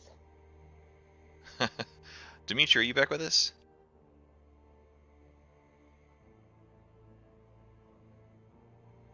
Oh, that's the Moon Blade, Elward. That sword that you posted?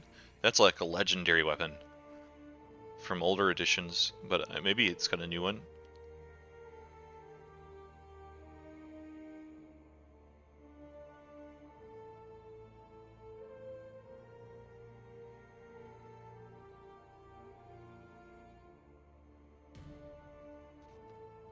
It might be hard to do the combat without Dimitri. I can try to... are you guys okay for me to rolling for him until he returns? Sure. It's gonna be tough anyway. He has the advantage attacks. Yeah. I'll go ahead and roll for his initiative. Jeez.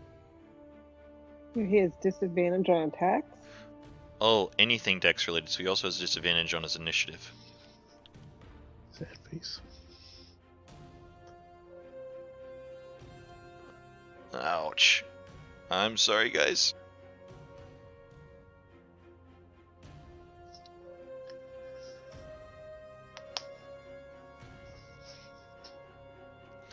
All right. As this this wraith of a warrior steps forward, shield in hand, spectral longsword in the other. Esmeralda reacts first. She's ready to go. She looks around the room, sees what she can use to her advantage, and what she's gonna do. Yeah, this is what she's gonna do. She's gonna tap you on the shoulder, Elward. Perhaps your puppets will help you more if you're not a target. And you go invisible. Nice. Sorry, back. So I think there. I had to roll initiative for you, Dimitri, and unfortunately it was a little it was bad with a disadvantage. Oh, you can barely see that icon. I'm sorry. Like I said, because I have advantage, so it would just be a straight roll. Oh, okay. That's good. Never mind. Then you have 27. Okay, cool.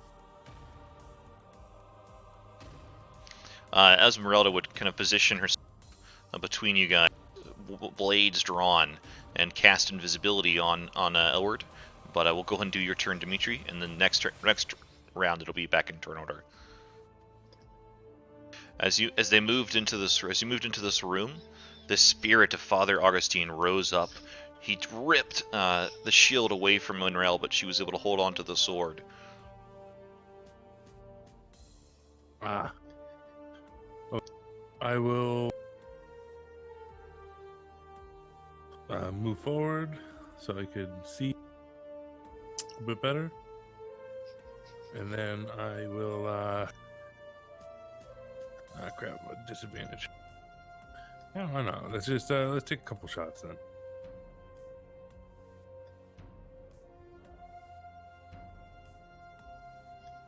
Uh, 20 is a hit as you fire out Matilda. 12 unfortunately is not.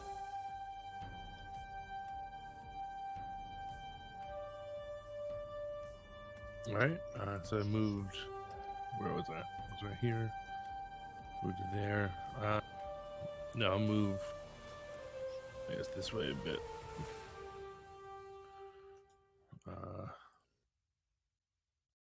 And move the rest of my 15 there, and then that's. Cool. Father Augustine is then gonna go. Yeah, he has normal he has normal vision. He doesn't have any kind of special vision, so he's just gonna move towards the nearest target. Intruders, you will pay. And he has a special thing. He swings out with his spectral sword. This is -1. So 9 is definitely a miss. 12 is definitely a miss as well. That's Father Augustine. Elward, becomes your turn.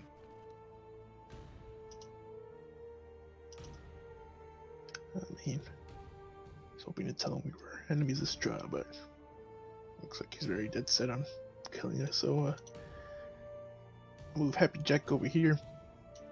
I need to switch roles to a more melee oriented.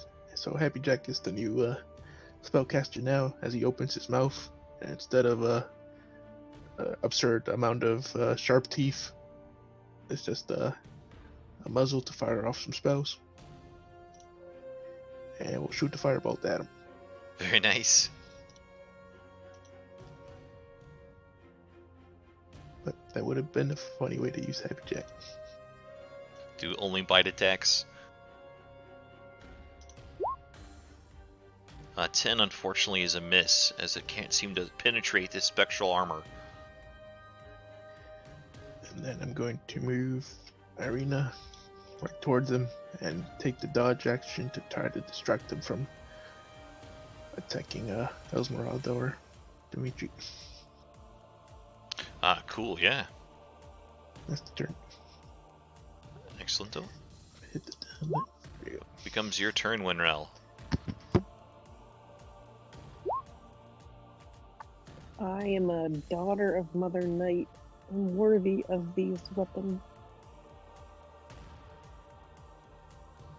And I will cast Spirit Guardian. You see the eyes kind of glow, the red piercing eyes in this wraith kind of glow quite bright at these words. Nice. Your aura comes out. Do you indicate that all of your companions, including Esmeralda, are not affected? Yes, please.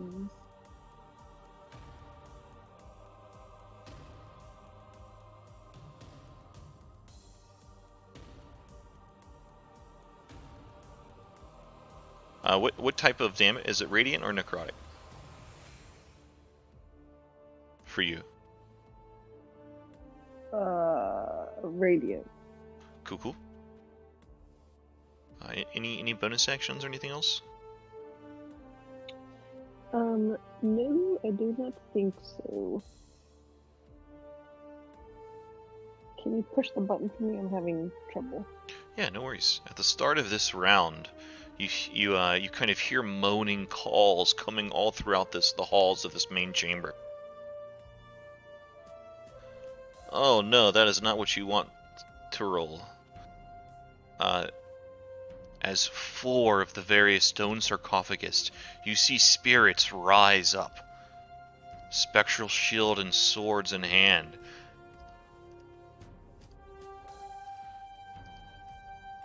As 4 more sword wraiths come out. The Night Brigade of Father Augustine. Your turn, Dimitri. I'll roll initiative. They're not going to hit 27.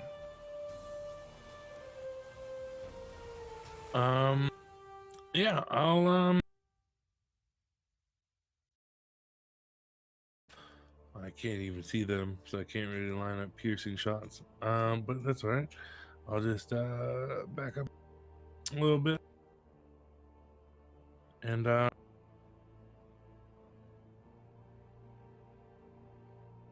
disadvantage, fire out twice more at Father Augustine.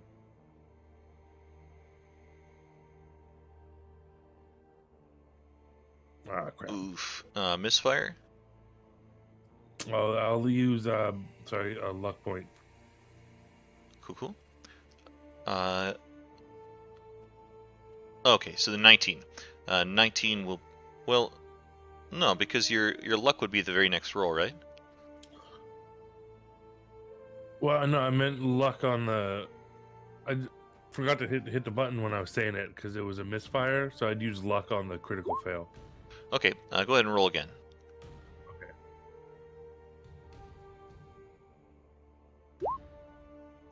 16's a miss, unfortunately, and with the magical shield in his clasp, 19 is also a miss. What? Oh my god! Sorry, man. All right. At least not a I think misfire. it would have been better to keep the shield than the sword. Yeah, that was an unfortunate D2 roll. Any bonus actions, Dimitri? I'll take out.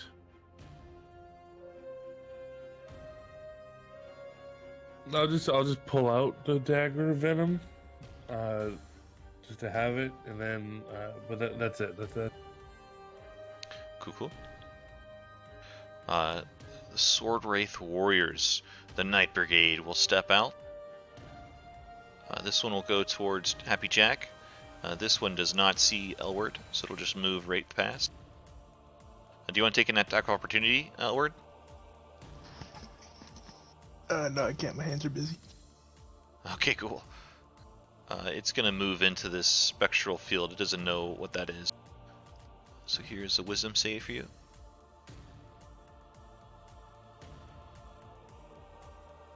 And fails. Do you want to roll damage for the Spirit Guardians, Winrel?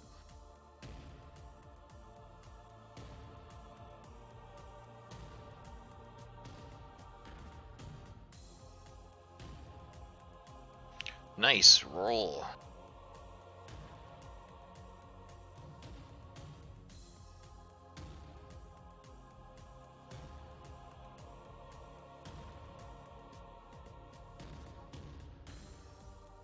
as far as those two can get, unfortunately. Alright, so we'll go top down. One attack is coming. No, two attacks, sorry. You see the spectral warrior swing the spectral longsword straight for you, Happy Jack. 21 to hit, and okay, good. It's only doing the right amount of damage, the D8. So 11 slashing. And then it uses its bonus action, its Martial Fury, to swing once more. For hitting for 10 slashing. The next two are both on Ada. They'll both be a disadvantage. Indeed, for the dodge. So here's the first one, the attack and then the Martial Fury attack. 15 and 16. Both will hit. 23 total. And then here is the other one's attack and then Martial Fury attack. 17 will hit for 5. Yeah.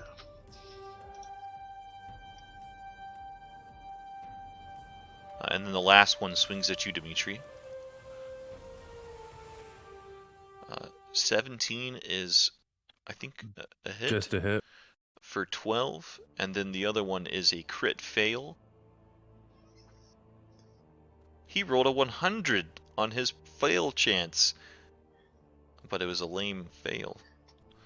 I'm not even going to give him, since it was a 100, I'm not going to give him a chance. He falls prone. The spirit has not been awakened in centuries, and that Night Brigade was the clumsy Night Brigade, I guess. That was dopey. Esmeralda's gonna go. Esmeralda kind of looks around and sees what all is going down. Sees the various spirits kind of surrounding you all. And Father Augustine is directly in front of her. So she's gonna fight Father Augustine. She's gonna swing a couple times at him. I think she'll save her magic in this scenario. She makes 3 attacks. She swings twice, stabs twice with her rapier, and then once with her silvered short. Dang. She hits with one of the rapiers and one of the short swords, and since it's magical, it does, or silvered, it does full damage.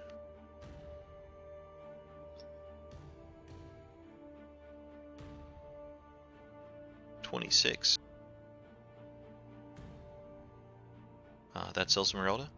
Father Augustine got struck by Esmeralda quite abruptly, and he needs to make a wisdom save as the spirits kind of waylay into him.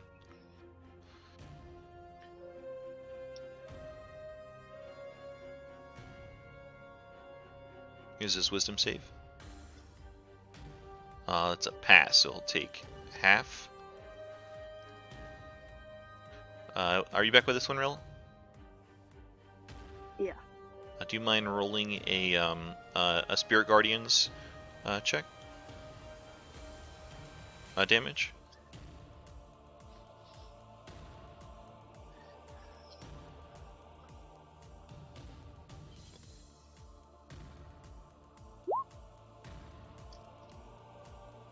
That is some nice damage for. Alright. And then he is going to make some attacks.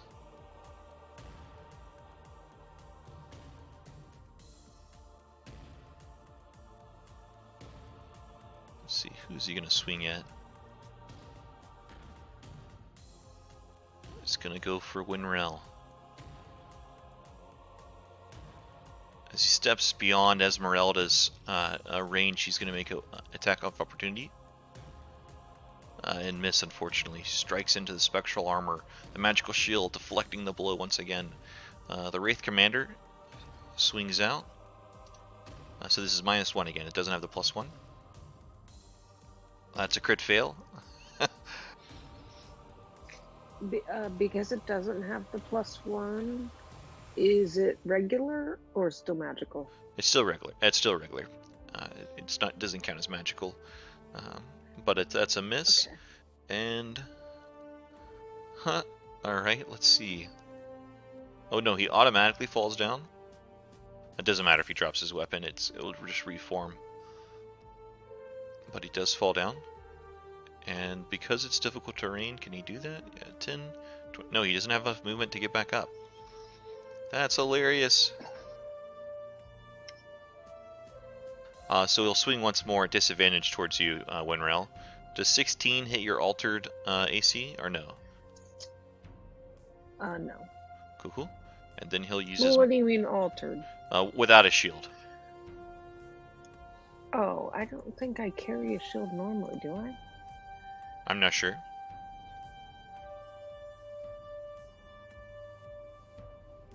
But no, either way, it would definitely not. Cool. And then he's going to make the Martial Fury attack.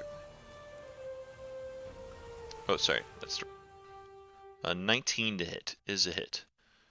For 7, and when he attacks with the Martial Fury, he does something extra.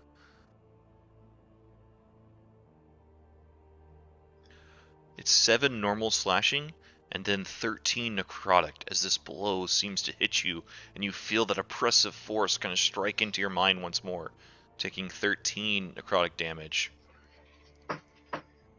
So a total of 16 damage total, because half the slashing, or 3 minus the slashing. No, half the slash. Yeah, because you have heavy armor and resistance, actually, so it's Right. 2 plus 15 total. Okay. Elward, becomes your turn. Okay.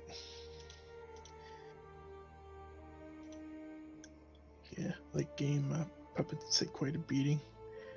Okie dokie. So, Happy Jack, I can't afford to take a AO, so I'm gonna shoot a firebolt.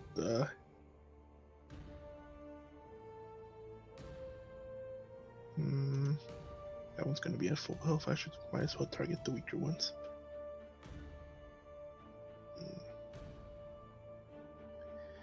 I'll target this prone one over here since I already took a good amount of damage. Cool. It'll be at normal because since it attacked with its Martial Fury, and that's canceled out by you making a ranged attack with something within 5 feet. Nice. 21 is a hit. Oh, Minimal damage though. Oh, 2 1s. Oh no. that's D&D. But Ada Puppet is gonna do something different. Going to use that's a long thing. I'm gonna use intelligence and add my intelligence modifier and add it to its armor class for a minute. Nice. And also take the dodge action with the Ada. Try to distract these sword ghosts a bit longer so my party can focus on the enemies in front of them. Because Ada just moves like crazy.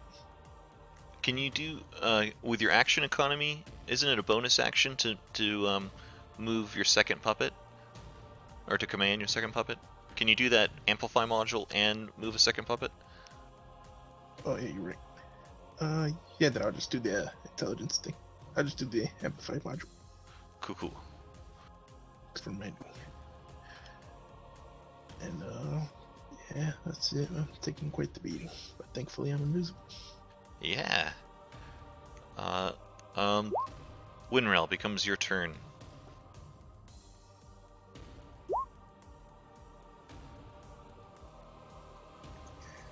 Okay.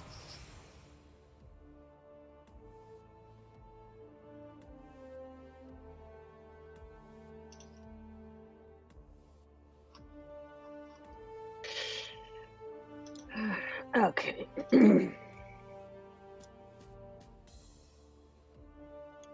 I will move here.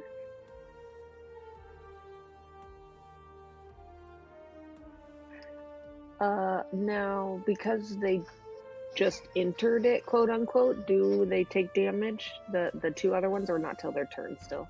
Not till the start of their turn. Okay. Yeah, that's a tricky Spirit Guardians rule. But yeah, even if you move your aura into it, it would be the start of their turn because they would have to actually move into it. I see.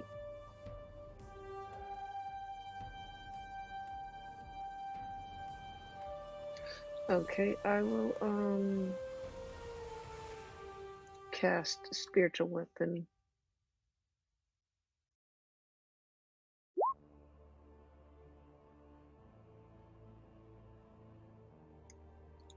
And I will do it right here. Sweet. You could drag and drop that token too if you'd like. Do you mind? Okay. I forgot to. Could I get a con save for the necrotic damage and stuff you took? Just DC 10 concentration. Yeah.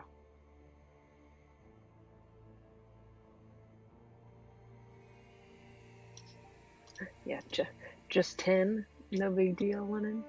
I mean that's as low as it can be. Oh, I cursed you. I'm sorry. Womp womp.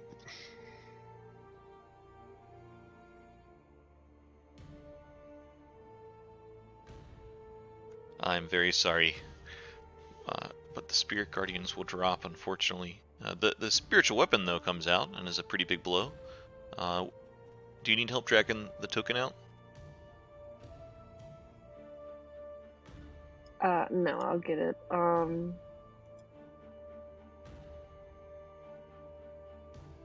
then I'm also just gonna slash out that guy. I get advantage. Is he still on the ground? Oh yeah, totally still advantage. Were you hitting the Father Augustine with that spiritual weapon? Yeah. With both items, yep. Nice.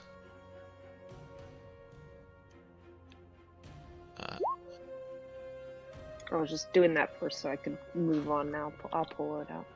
Indeed, yeah. As you swing down with your mace blessed by Saloon, it smacks into Father Augustine for some nice damage.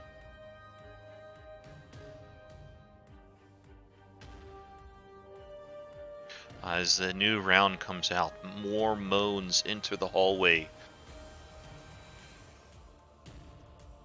That's a pretty good balance. 4 and then a 1. Max and then minimum.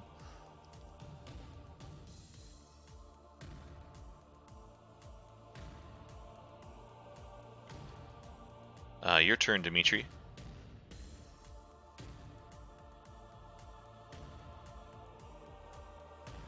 All right.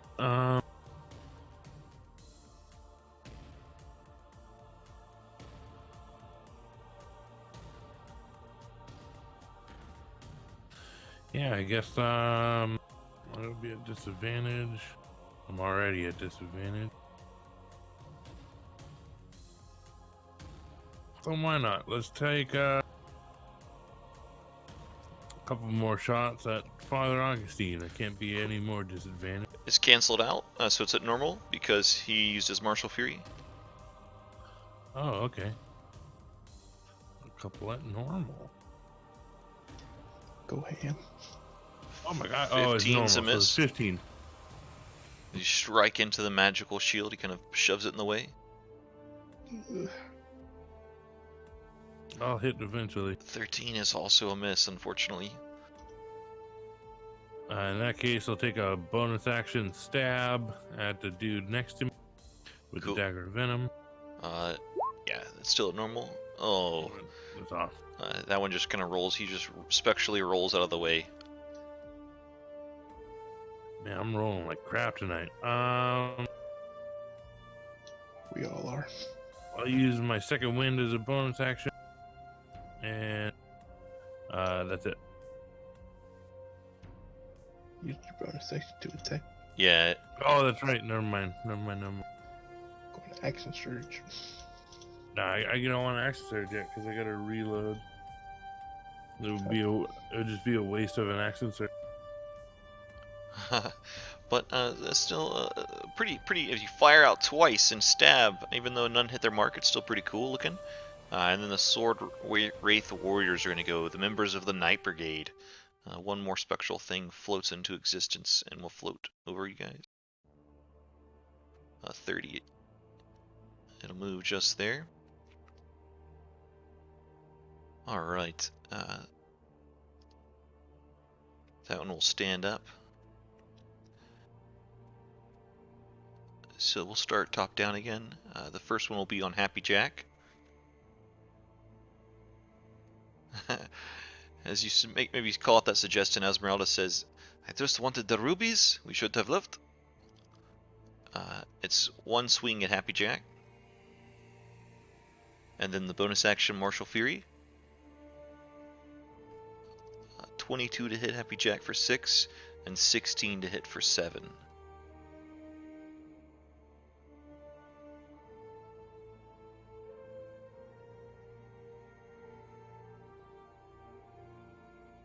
As the puppet falls, the Wraith Warrior moves over here.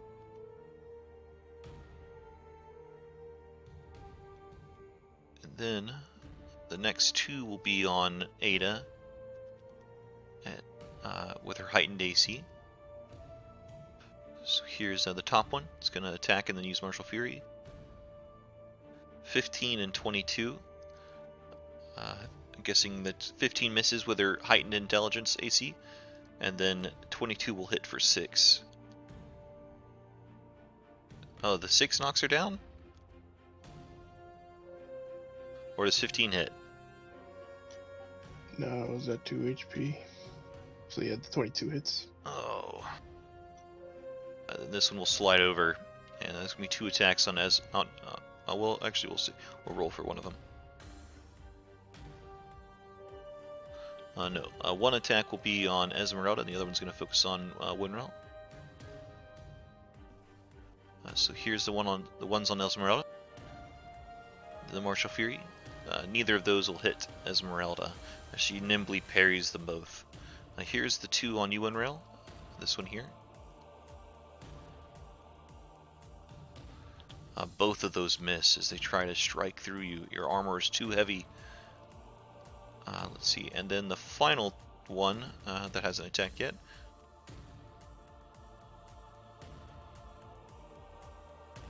Oh no, it is only touching Dimitri.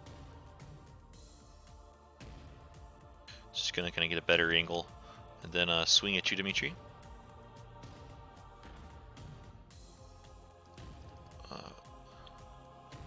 Unfortunately, I think both those are hits for a total of 15, a crit, and then a 17. Crit did less damage than the first. Yeah. So total of 12. No, 10, 15. Sorry. That is the Wraith Warriors. Esmeralda is looking a bit concerned with what's happening here. Vil, when you are on the last stroll, you must do something hazardous.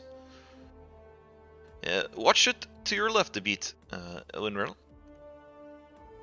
And Esmeralda is kind of stepping around. That Wraith Warrior will take an attack at her.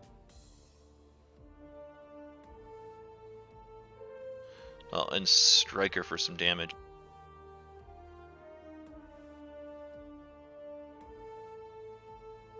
She'll line up right here.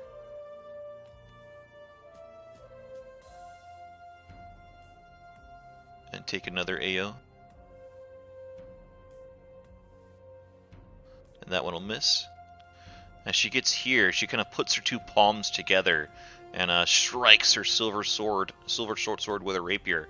And it gets this crackle of energy that immediately streaks out in a line, hitting all 3 of these wraiths, including Father Augustine, who has disadvantage on this check. She casts Lightning Bolt.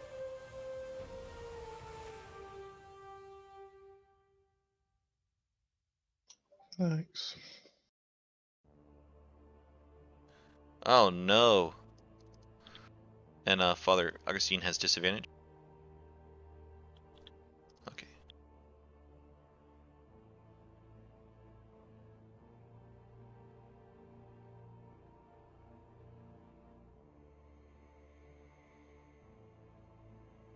Ooh, the father's bloody. Indeed. That is Esmeralda's turn. Yeah, she doesn't have bonus actions, I don't think. None that I see. Father Augustine is gonna stand. You insolent, insubordinate, heretical, you will die. And the Wraith kind of steps over here.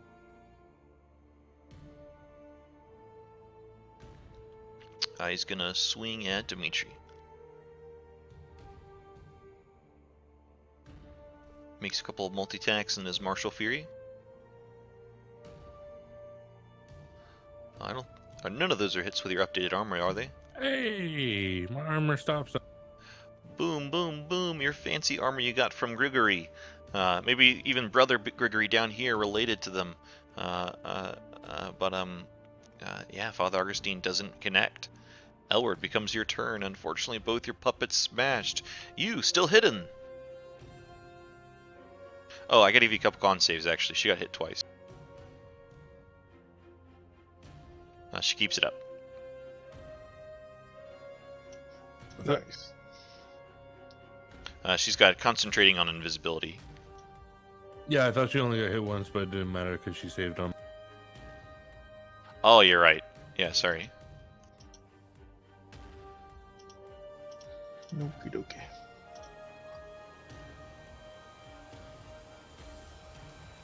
Do have fail safe for when I'm out of puppets, but thankfully I have one last puppet. She was put on the bench because I like my other puppets better, but I'll take an action to summon out the arena puppet. Nice.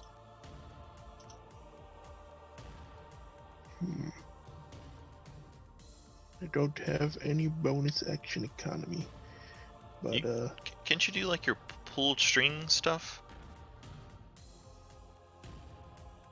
The level 6 ability? I may be crazy, but I think it's like you can like throw rubble or something with your like empty chakra strings when you don't have a puppet in that hand. I can. Let me see the action economy. Oh, bonus action. Maybe on something then. Oh, but they're ghost.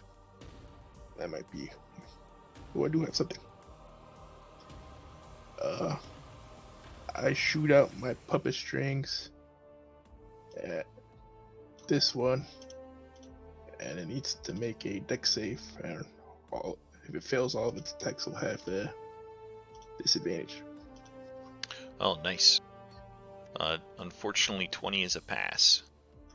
No problem. I think I'll be using this ability anyway. They're kind of fun. Oh, But, yeah, that's a cool one when you have free strings. I'll get Irina puppet over there to Esmeralda to protect her, as that's what she was made for. Oh, her HP is a little bit off, but yep, that's my turn. Winrel, becomes your turn. Okay. I will recast Spirit Guardian. Oh, nice.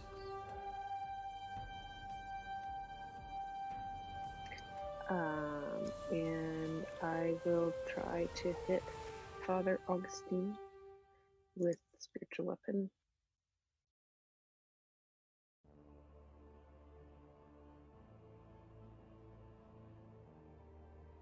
You have advantage because he used his Martial Fury.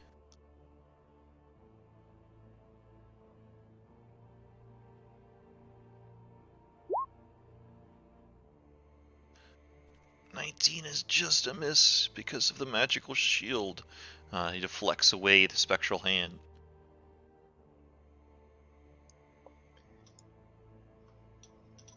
Becomes your turn, Dimitri.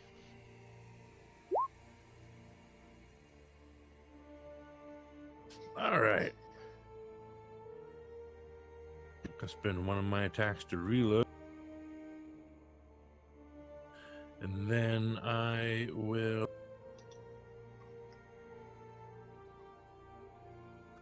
fire at Father. Yeah, I'll fire at Father, and then use action surge.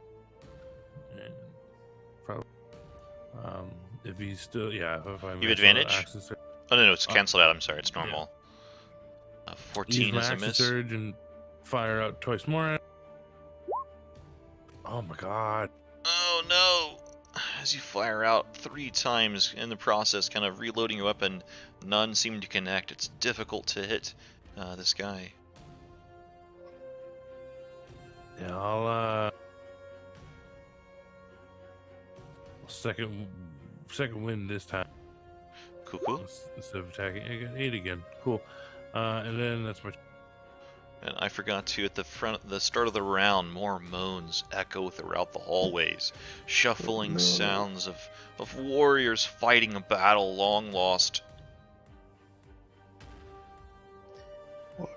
Ah.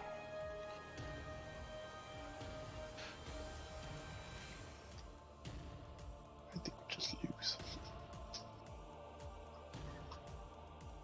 Luckily, the max amount has been summoned at this point, so only 3 enter the fray. Hey. Alright, the Sword Wraith Warriors are gonna go. We'll start off with the ones that are already in the Spirit Guardians, which is pretty much all of them, except the 3 that just got entered. Yeah, it definitely is all of them. So 1, 2, 3, 4, 5. Yeah, 5. Okay, am I rolling 1 time or 5 times? It's up to you. That's a lot of failures. Yeah, they all fail but 1. It's up to you. If you want to roll once, you can, or if you want to roll per 1, it's up to you. I'll just go once. Cool. Big money, big money. Need another 20 plus 1. 20 plus, 20 plus. Yeah, Oh, it's alright. not bad at all. It's the average, just the average. Yeah, just at average. But I mean, that's 12 times 48. That's 54 damage total. That's pretty hefty.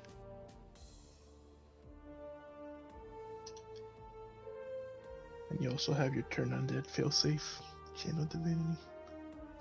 Indeed. Things get rough. Alright, now these warriors are going to actually go. I'm gonna use my reaction with the arena puppet if any of them attack Esmeralda on the first attack. The other 3 will enter as well. I'll give you some whiz saves. Oh crap, I meant to ask.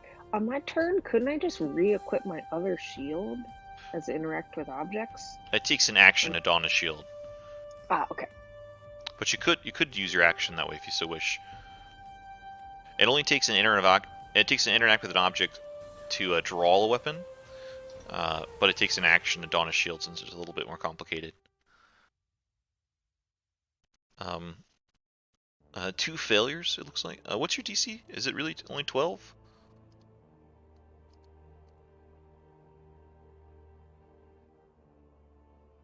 Oh. No, it's 14. The spell says 14. Sorry, your name says 12, but the spell says 14. Okay, yeah, it must have been. Yeah, okay. No worries. 2 failures and 1 pass as they enter your Spirit Guardians. Do you want to take the 12, or do you want to try to roll again for the 3 new that it just entered? Yeah, I'll roll again. Cool. It's kind of a risk-reward thing.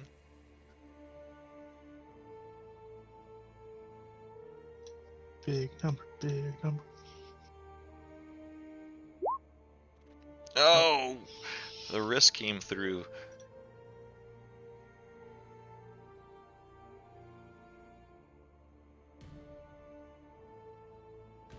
Tonight has been a bad night for rolls for you guys. Alright. Now the Wraiths are actually going to attack. The first one will indeed probably attack Esmeralda. Let me roll for it. It is. So do you want to use your reaction as it goes to swing out towards Esmeralda?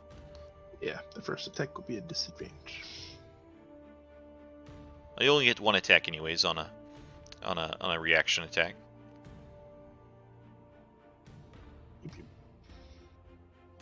But it'll be normal because it uses Martial Fury last time. Oh no, I don't have something. I mean, his attack will be at disadvantage when he takes his more other protection. Oh, you're distracting. Oh, thank you. Yeah, sorry. No, it's alright. Indeed. You're used to Jensen. Yeah. It's gonna swing out towards Esmeralda. The first one will be at disadvantage. Wow. 19 is a hit, and then here's its Martial Fury attack, and 19 is another hit. We're not rolling bad, you're rolling good. And we're rolling bad. He fumbled a good bit too. It's just a matter of I roll a lot more, alright, that's that one. The next one will only can attack Irina, so it's gonna make 2 attacks on Irina. 11 is a miss, 19 is a hit for 8. The next one down is gonna attack at Winrel. 8 and 11 are both a miss. The next one to the right is going to attack at Winrail as well. 23 and a crit. These are normal. These are normal, they're not magical. So 3 half to 1, and 9 halved and resisted. No, 3 half to 1, 4 half to 2. I'm sorry, -3 for heavy armor. So 2 plus 3, 5 total damage. Winrail, and I need a concentration check. Okay. Anybody want to give me advantage on? Yeah, take by advantage.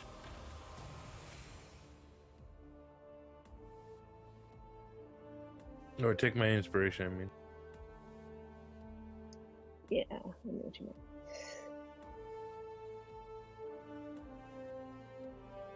Nice. You keep your concentration, and because you crit con save, I'm gonna give you plus guidance if you have to make another concentration save this turn. That's a plus D4 to. All right. The next, so those 4 have swung. The next one touches Winrel and Dimitri, so we'll roll.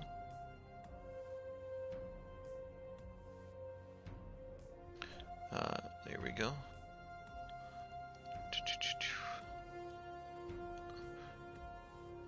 So 2 are going to attack Winrel, and then the other 2 are going to attack Dimitri. So here's the one to your right, Winrel. 8 and 9 are both misses. And here's the one to your northeast, Dimitri.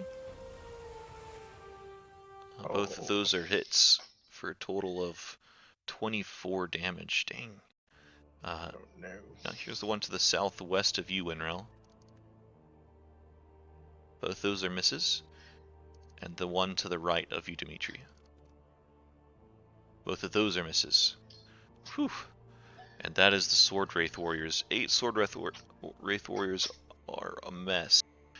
Esmeralda sees a chance, lines up her shot, takes a trick from Dimitri's book. Maybe she's been spying on you, and is going to fire another lightning bolt.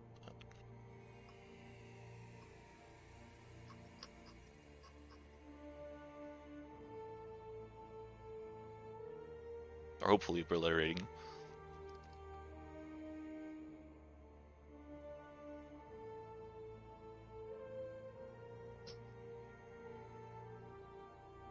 .25 is nice damage, and I need 1, 2, 3, 6 dex saves.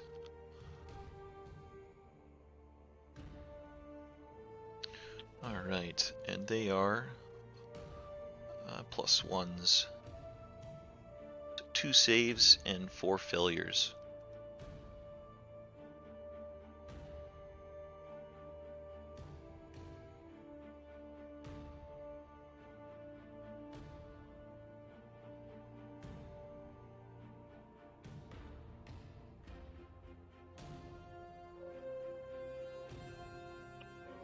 Oh, what are the dex saves?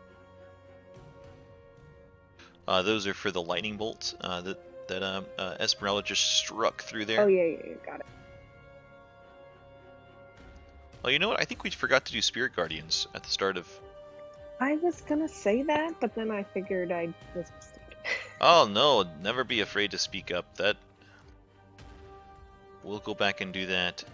We'll pretend that it was a delayed spirit guardians. They wanted to see the lightning bolt first, but uh, 2, 3. All right. Now I need the spirit guardian. So let's see. Pretty much all of them are in this. We'll just do the ones that are 6 wisdom saves.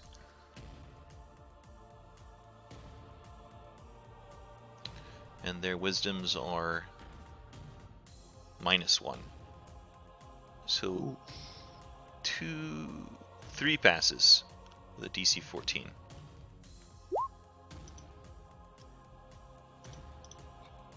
Big number. 14's pretty good. Alright, first one is a failure, as your spiritual guardians just slam into this one. Ripping that one apart. Second and third are both failures.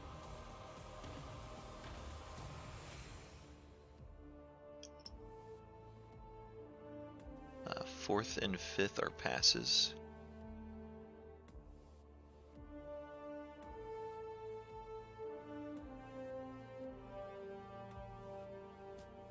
And the last one is a pass as well.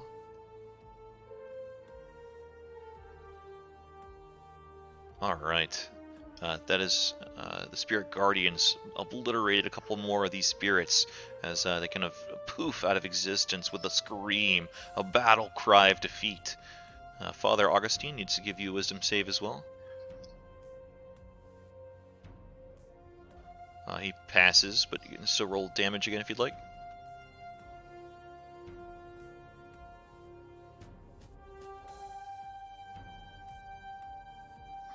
Okay.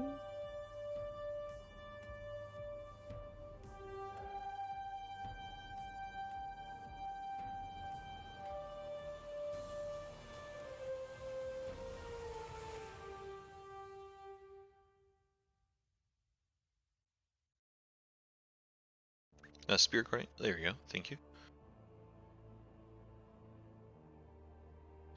Father Augustine's spirit seems to be wavering, his voice not coming out quite as commanding.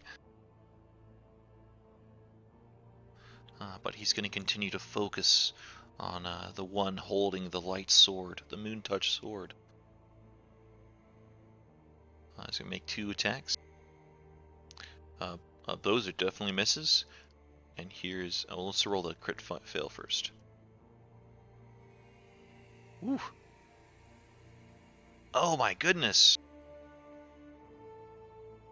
Father Augustine is going to drop to the bottom of the turn order. Yeah, I'm going to say that fumble's even going to make him where the Martial Fury can't happen. He misses twice, and the spirit is just shaken up. The conviction, the faithful conviction this spirit of the priest has is shooken by the vivacity of your attacks and your spectral spirits. Elward, becomes your turn. Father Augustine won't go again this round. I'm just already moved it down.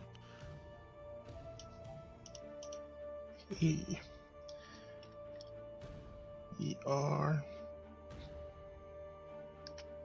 pulling through. Okay, we're just gonna go south. Which of the spirits, left or right of Irina Puppet, is looking like they're withering away to the next world? Yeah, they both look pretty awfully withered. Maybe one more good blow on either one would just devastate him. Just token-wise, it looks like the left one is shaded a bit more red than the right one. Nice. I will go for that one.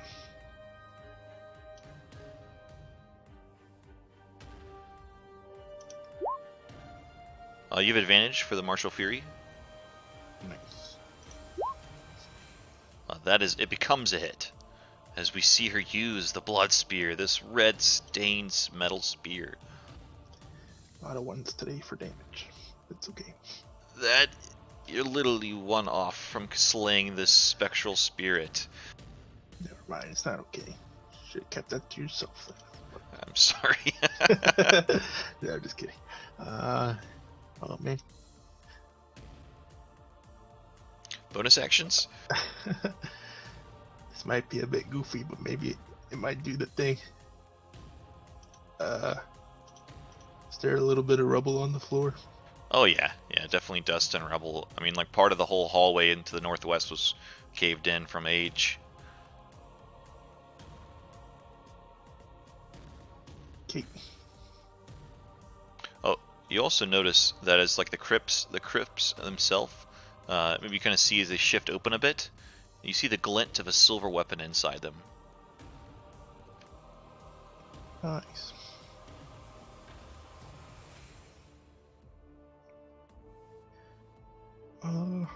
Actually, I'm going to use my bonus action to try to keep my allies from getting injured more. Looks like they're taking too much damage. I'm going to shoot out my strings at this one and try to grab hold onto his weapon. Oh yeah, go for it. It's spectral, but it's in the material plane, so you can do so. Nice. Yeah, it just needs to roll me a dexterity save against my DC. Cool. So a contest. Here's 19. It is gonna keep its sword out of your grasp. No problem. I tried. But yeah, that's my turn. I mean, Puppet will try to protect Winrow as much as possible. Your strings are like spirit strings too, so I think it'd make total sense. Like chakra strings could grab a spirit-like thing. Well, Winrail, it becomes your turn. Okay, I'm gonna go for the main guy again.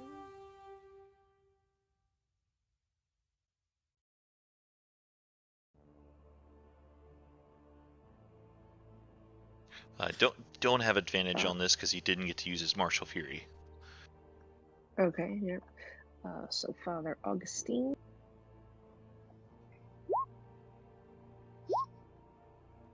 25 is definitely a hit, but also a crit fail as you try to smack him with your own mace.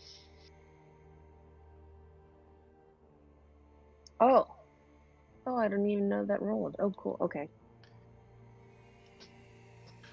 If you could give us a fumble roll, but your spectral hand does smack him. Luckily, even though it was a low percentage, you still rolled lower than that. You're not negligent, just a miss, just a plain old miss. All right. Father Augustine is gonna go. I thought he got moved to the bottom. Oh, of the thank you. round. Thank you. Yeah, I was like, that doesn't seem right. No more moans enter the hallway. They've all been summoned. Dimitri. All right. Yeah, let's try this. And do 2 piercing shots to try and hit Father Augustine and the guy behind. Yeah, go for it.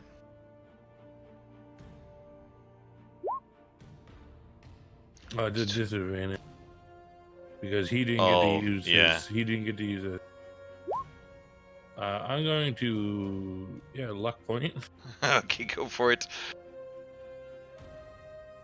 Yeah, first attack. 23. No, it's like when you use a luck, right? It automatically you get to re-roll the. Am I wrong on that? You get to re-roll, and it's the first d20 after that. I don't know if it's I thought if it was disadvantage, you still rolled at disadvantage, but if not, I mean 23 is still the next. Yeah, either way, it's 23, which is a hit. I'll roll for the guy behind. Which that's on the misfire because that's just right. The first one can only misfire on the piercing. Yeah, and then the second one, another one on Father. 20 is a hit, just a hit. And then on the second guy, 19 is definitely a hit on that dude, as you blast through the spirit in this shot, finding its mark. And then bonus action, dagger of venom to the father. That's a miss. That's a miss, unfortunately. Oh man, he's still up. Crap. Still up. He's a tough nut to crack.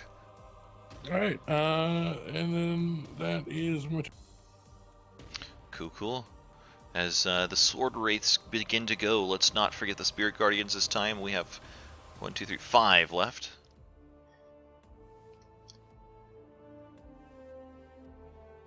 Looks like they all fail but one. Do you mind rolling a spirit guardians? 13. Might do it.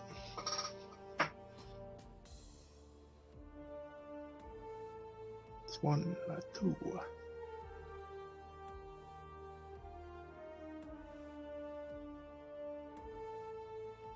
Did I miss one? Oh no, there was only 4. Yeah, so the 5th one is Father Egerson. They all failed. Alright, and did all the damage, and 2 crumble into faded air as your spectral spirits just slam over and over into these ghosts. Only 2 still alive. One will try to attack out at Dimitri, and the other will try to attack out at Winrel. There's the 2 at you, Dimitri. 16 is nice. New armor coming in. Here's the 2 at you, Winrel. Both misses as well. Esmeralda looks about, sees the battlefield. She's getting low on magic. I must do what I can. She is very low on magic. She was going to save those spells. And move over here. And instead attack with her swords.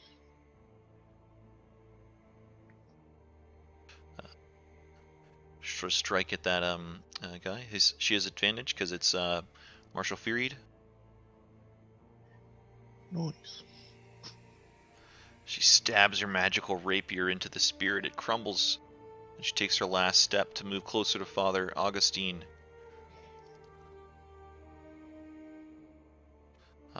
This will be at normal because he hasn't taken his turn yet, and didn't martial fury last time.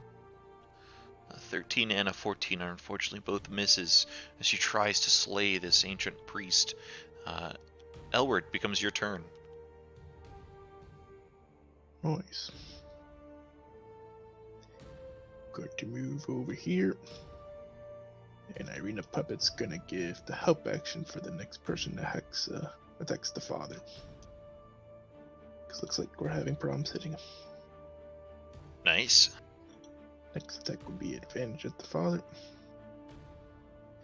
And once again, I'm going to try to use my strengths to grab his weapon and try to give him some disadvantage. That hits my AC. My DC. It passes then. Maybe I'm still learning this technique. But having the puppets there to protect Winrow for the most part. So that's my turn. Very nice. And indeed, it'll become your turn, Winrel, as Irina stands alongside you. You'll have advantage on the next attack against the father. Okay.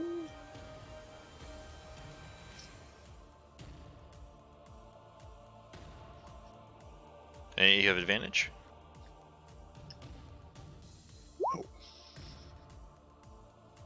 Oh, we swing once with your mace, even Ooh, with that's a stink pot of a turn. a little bit. But Father Augustine has to give you a wisdom save. Can your spirits do it? Yes, they can.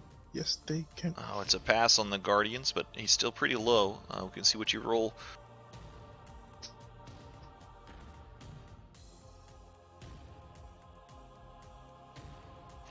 That is not going to be enough to drop him as your spectral spirits strike into the father. Irina will give disadvantage to the father for the next attack he does to one of my allies. Okay, cool. It's the first attack. Protection fighting style thing? Protection, yep. Cool. And I have a shield. Yeah. Yeah, the father is just wheeling about wildly at this point. Unbeknownst, the spirit, the magic that's holding the spirit together, is falling apart.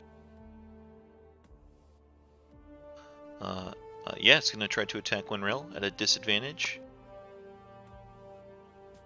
Crit, fail, crit, fail. 12 is a miss. Take it. 22 is a hit though for 10. And then a Martial Furies. Oh no! And then his Martial Fury does some extra necrotic, which is doubled because of the crit. That's a terrible crit to hit. So his is not magical. So it's 5. No, it's 7 half. So 3 slashing from the first. 3 from the first, and then the second attack does 18 slashing minus 3 is 15 halved. 7 to 10, right? And then what's the necrotic? And only 11 necrotic. That's not so bad. 21 Nice. total damage. That could have been way worse. And that is Father Augustine's turn. Dimitri, becomes your turn as only 2 wraiths stand before you. Alright. Gonna try for Father Augustine. I only got 1 round left, but I fire out with Matilda at him at north. Because he did do the Martial Fury, yep, has advantage. I'm at disadvantage, so it's normal. But boom. Describe how you kill Father Augustine point blank. Just like super frustrated. Just like maybe take like a half step back, so just like trying to line it up a bit more careful, and then like just shoot it like through his chest, trying to hit like center of mass, just trying to guarantee a hit. Very nice. And then I'll use my second attack to reload. Second attack to reload, and then bonus action stab out at the remaining wraith. Go for it. You have advantage? No, normal, sorry. Which becomes a crit. It's not 9 damage, but that's alright. And I think we've been forgetting to do it, but let's try out this crit button. I keep forgetting that I added that. On your token, you should see to the left of fumble, click on crit. You didn't roll high enough, unfortunately. Just 34 needed at 39 or higher. Alright. And that is the... Alright. This Wraith Warrior has to make a wisdom save as the Spirit Guardians... Oh no, I need a concentration check from you, Winrel, for the massive hit that you took. Ah, yes. DC's still 10, because I think the big hit only did 18 damage.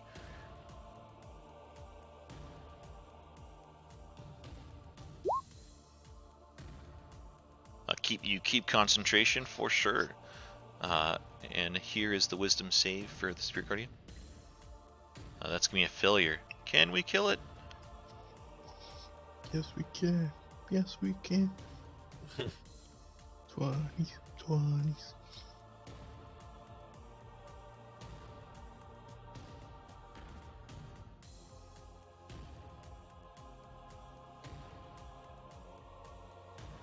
The suspense. Go ahead and roll damage for your Spirit Guardians. Oh, sorry. I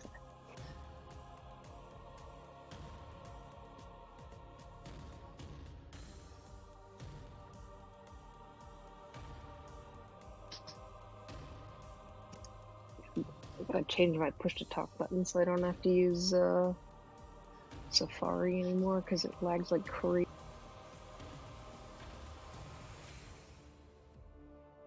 Hey. Boom. Describe the final kill as the last Wraith is slaughtered and disappears. Just the small angelic figure. Just slices them right in half. Just then his body like like it's like cutting a piece of paper in half, kind of like flutters away. Very nice. As Father Augustine and the final spirit is banished, you hear the clang of metal on stone as the moon-touched shield, falls to the ground. All the spirits gone. You see each of the stone sarcophagus in the room slightly slit open. Inside, the remains of a warrior, just skeletal and decayed beyond age. A bit of silver weapon and a bit of coin kind of glinting from within each coffin.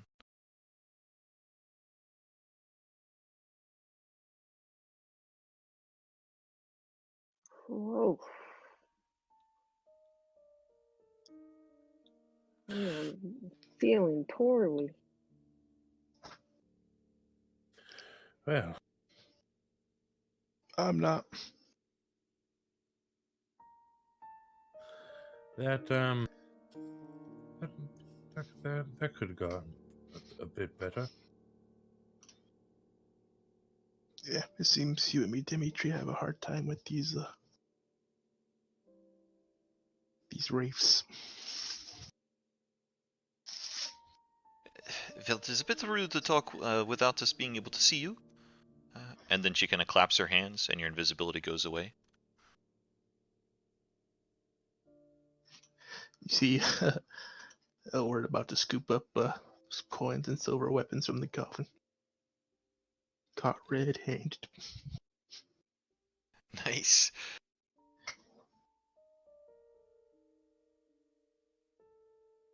What you would see a silvered longsword and about 100 silver pieces and one moonstone in each of the sarcophagus.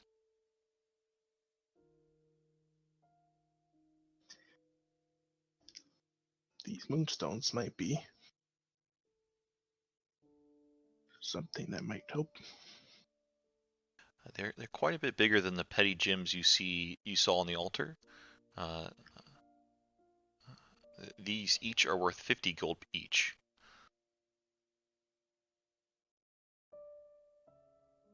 Just to give you a size kind of impression.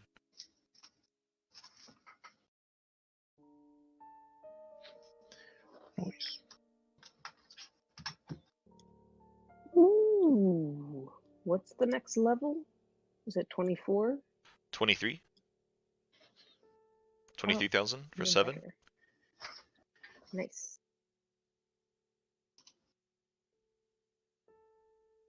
Do you guys want to call it here? Or do you want to continue on just a bit more as things quiet down? I wouldn't mind calling it, but if people want to play, then I'd be happy to stay. Yeah, I mean, I'm good either way. If everybody else wants to call it, I'm good to call it. I'm pretty tired. Cool, we'll call it. Both me and Winrel are pretty tired. That was a brutal fight, but you guys survived. The Spirit Guardians crushing it. Yeah, that was pretty clutch, I think, in the end.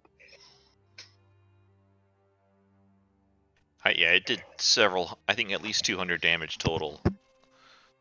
Spirit Guardians was definitely close. Yeah, they seem to really come through when it's a ton of relatively small guys, like back at Helgen's Forge. Also. Yeah, it's not as good against like a single big target, but it's always good to just have up if you can keep concentration, because it's just insta damage on the start of their turns. Yeah, for sure. It's basically feels like free damage. Pretty interesting fight. Hope you guys had fun with that and all the interactions with the Abbot and Esmeralda and stuff. Yeah, so I have a question. Would we have gotten Esmeralda if Dave had been here, or was that like oh shit, they're never gonna be able to do this with 3 people? Oh no, Esmeralda's actually, I didn't add her into the into it at all. She was part of the story to be there. Oh wow, okay. Yeah, I mean, you should have just taken credit for it because I thought, boy, that was really clever. well, like it's like one of the optional locations, and I think based on how you guys interacted with her at Van Richten's tower, this is where she would have been next. Um, but yeah, even if Dave would have been here, I would have had Esmeralda here. If you had Serena and Nisha, then I might have been like I might have role played her a bit different. Gotcha. All right. Well, it was a good session. Fun, big, epic fight. So. Yep, it was fun. And I'm guessing by the art that wasn't part of the campaign. Oh yeah, yeah. I got a lot of custom stuff in here. Yeah, you could definitely tell from all the different arts and stuff. I appreciate it. Yeah, for sure. It's a fun dungeon. Yeah, I'm glad you guys are enjoying it. The abbot does have a quest to give, but it sucks. So I switched it to what we're doing now. Ooh, I remember what it is. Can I say it? Yeah, you go for it. Oh, you gotta get a wedding dress. I think. Yeah, it's a wedding dress for Vasilka, and I just go all the way back to Valaki for it. yeah. But also we burnt down the house that has or the cultists burnt down the burgomaster's house that had the wedding dress in it. Oh. And you lose the campaign.